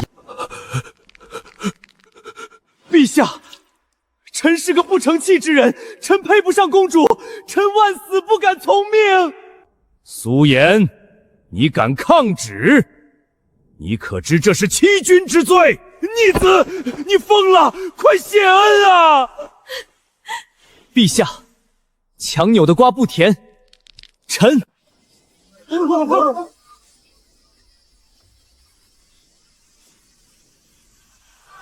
那是什么？七彩霞光，天降祥瑞，这是苏颜的仙师惊动了九霄引来的祥瑞呀！天佑大前，陛下万岁！父皇、母后，这是儿臣特意准备的千秋节贺礼，名为“盛世繁华”。呼，这小子救了老子一命。好一个盛世繁华！智儿，你有心了。此等奇景，定能稳固我大前民心。好孩子，母后很喜欢。只要父皇母后高兴，儿臣万死不辞。该死，风头全被这废物抢光了。今日千秋盛宴，朕心甚慰。众爱卿，随朕满饮此。陛下，你怎么了？来人啊，传太医！陛下出事了！父皇龙体不适，九弟主持宫宴难辞其咎。苏颜献这些新奇吃食，恐怕更是罪责难逃。千秋宴上惊扰圣体，这是大罪啊！九皇子年轻糊涂，苏颜更是胆大妄为。我没有安排这道汤，出了事才说没有安排。九弟，你让父皇如何信你？都闭嘴！传御医入殿，不许任何人靠近汤盏菜单、传操牌。再晚一步，证据就乱了。照苏公子说的做，封存御案。苏颜，你这是想毁灭证据，还是想拖延罪责？太子殿下，陛下还没开口定罪，你倒是急得很。现在最要紧的不是征罪，是护住陛下，查清这碗汤从哪里来。陛下是饮食不适，引动旧疾，需立刻静养。可有危险？发现的早，尚可稳住。陛下平日是否忌辛后，忌重味汤羹？确有此事，御膳房一直有记录。那就对了，今晚菜单最后一道本该是桂花雪梨饮，清口养胃，绝不是这道浓汤。你的意思是有人临时换了压轴菜？不是换菜这么简单。若我没猜错，这道汤刚好犯了陛下忌口。苏颜，你少在这里故弄玄虚。父皇刚刚不是，你便急着把责任推给旁人。林御医，请您按陛下救急和忌口诊治。至于这碗汤，臣来查。九殿下，别愣着，你是主办之人，现在跟我一起查。我能做什么？你能证明自己不是废物。菜单、试菜册、传菜牌、御膳房签收册全部拿来，谁经受这道汤，谁递补菜单，一个都不能漏。来人，按苏公子说的办。大哥，若查不出来，我是不是就完了？怕什么？你越怕，别人越觉得你心虚。可父皇是在我办的宫宴上出事的，所以你更要站稳。出了事就查事，错了就认错，没做过就别背锅。找到了。这不是我的字，我也没见过这张单子。重点不是字，是印。原菜单上的御膳房印边缘完整，印泥深；补菜单上的印颜色浅，左下角有断纹，不是同一枚印。确实不同。再看传菜牌，前面每道菜都是按顺序上桌，27、28，可这道汤用的是31号牌，中间少了2个号，说明这道汤不是正常排进去的，是有人半路插进来的。小人冤枉，小人是看见补菜单和腰牌才敢出菜的。腰牌在哪儿？这是御膳房3个月前废弃的旧腰牌，早该封存入库。父皇尚在内殿行养，九弟，你身为主办之人，却到现在还不给百官一个交代。太子殿下说的是，此事不能轻轻接过。交代有，这就是交代。第一，九皇子原菜单里没有百味真汤，第二，补菜单印记异常。第三，传菜牌序号断档。第四，出菜所用腰牌是早该封存的旧牌。苏颜所言不假，这几样东西确有问题。即便如此，也只能说明下面人办事混乱。儿臣主持宫宴，确有失察之责，儿臣愿受责罚。但儿臣没有临时加这道汤，儿臣更要查清楚，否则今日罚了儿臣，明日还会有人用同样的法子害旁人。高公公，请查旧腰牌封存册，那枚腰牌从哪里流出，谁碰过，谁就是真正的破绽。陛下万安。查到哪一步了？回陛下，臣查明，鸭胄汤并非九皇子原定菜品，而是有人用旧腰牌假补单，错传菜牌。此事不是普通失误，是有人借宫宴设局。九弟主持宫宴出了这样的事，是否应先罚九弟，以安百官之心？太子，朕还没糊涂。朕刚才虽在内殿，却听得清楚，苏颜第一时间撤汤、封菜、传御医、查流程。若不是他反应快，此事只怕真要变成一场糊涂账。苏颜，你今日救驾有功。臣只是发现那道汤不在菜单中，又犯了陛下忌口，才斗胆处置。敢发现，敢处置，便是功。儿臣愧对父皇，愿领责罚，也愿把此事查到底。好，朕给你这个机会。陛下，臣奉旨协查旧腰牌库。说，旧腰牌库今日午后确被打开过，看守管事已经承认是收了外院之人的银钱，但幕后之人尚需继续追查。查，依法查，不许冤枉无辜，也不许放过失职之人。苏颜救驾有功，诸位爱卿觉得朕该如何赏赐啊？陛下，必须封国公，一门双国公，那才叫霸气。臣匹夫，大前开国至今，从未有过一门双国公的先例。陛下，国公乃超品爵位，苏颜不过是个未及冠的弱冠小生，冲动好斗，若赐予如此重权，非社稷之福，实乃埋祸啊！请陛下三思。照你们的意思，朕这一条命还不值一个国公的爵位。陛下，苏颜怎能与沙场拼杀的开国之功相提并论？臣以为赏赐一个伯爵已经是天大的恩赐了。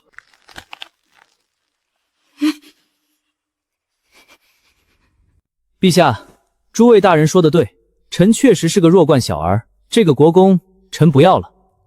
苏颜，你可想好了？哈哈哈哈！不愧是苏将军之子，老夫佩服佩服啊！薛大人，你刚才说我冲动好斗，我护驾有功，你说我只配当伯爵？够了，都给朕住手！苏颜殿前失仪，但念其救驾有功，功过相抵，特赏赐安平伯爵位，及冠之后晋升侯爵。苏颜，朕再赐你一个官职，如何？若让苏颜入朝为官，大前归志何在呀？我才不稀罕当什么破官呢！唉，既如此，那臣就不做官了。但是臣不要官职，陛下总得赏点别的吧？臣只要一样东西。你要什么？臣要大前官盐专营特权。不可，盐铁乃国之重器，大前命脉怎能交于商贾之手？陛下，万万不可！够了！难道非要朕背上忘恩负义的骂名吗？朕意已决，赐苏颜安平伯兼领大前官盐专营特权，退朝。吾皇万岁万岁万万岁！该死！父皇这是要把大秦的江山都送给他吗？殿下息怒，你带上全部精锐，去给姑布下天罗地网。姑要苏颜见不到明天的太阳。殿下，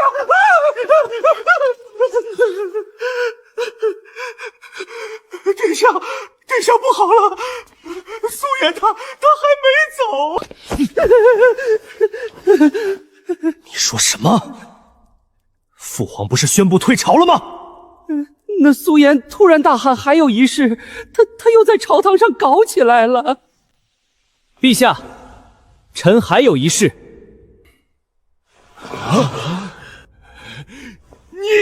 你怎么这么多事儿？说，你刚刚夺得千秋宴诗魁，朕许你一个条件。臣请陛下收回大赦天下的决定。你说的百姓参送，是你亲耳听到的，还是你臆想的？你血口喷人！陛下，朝廷耗费人力物力抓捕的恶徒，凭什么一句大赦就放了？这对那些被欺凌、被杀害的受害者而言，是善还是恶？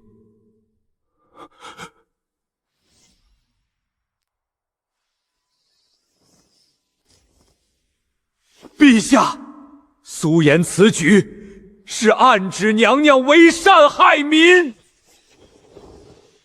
请陛下降罪苏颜。苏颜，敢妄议国策，你死定了！臣支持安平伯。魏公，你疯了！你竟敢质疑祖宗之法！大赦天下，放走恶人，才是真正影响娘娘的贤德。安平伯一语惊醒梦中人，臣提于贯行。魏公当真是我知己啊！房相，别装死了，说说你的看法。陛下，臣觉得苏颜言之有理。大赦天下，与黎民百姓无异。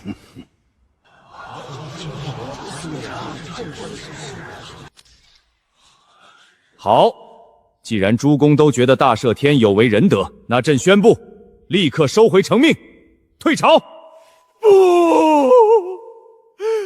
我的儿子啊！苏颜那个废物，等本少爷玩够了，定要给他好看。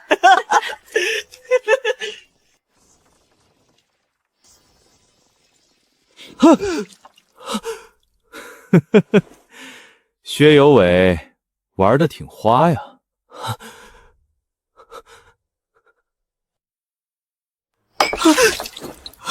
陈楚冲，不好意思啊，薛少，陛下刚刚收回了决定，走吧，回刑部大牢继续蹲着去。不可能，放开我！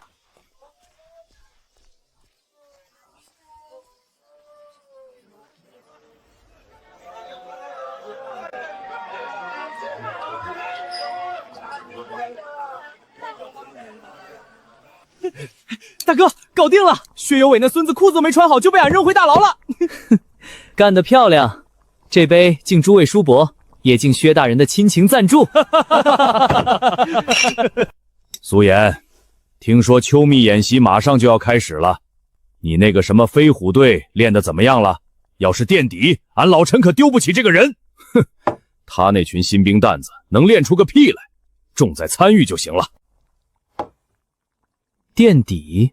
哼，陈伯父，我苏颜的词典里就没有这两个字。秋夕之上，我的飞虎队会让所有人闭嘴。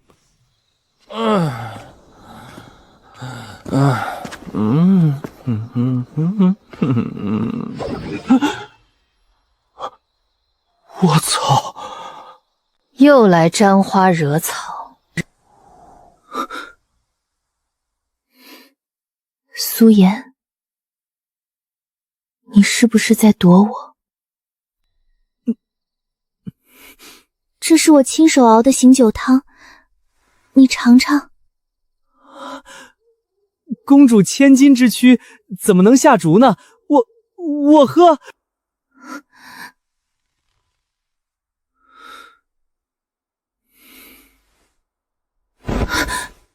我们家昭昭这么好，傻子才不娶。苏颜，火锅店这么赚钱，我把我的股份都让给你吧。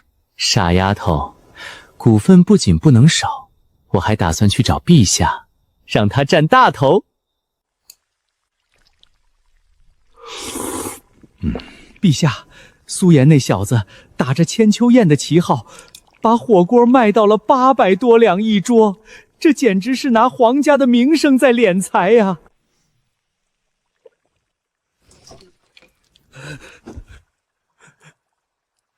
这臭小子好大的胆子！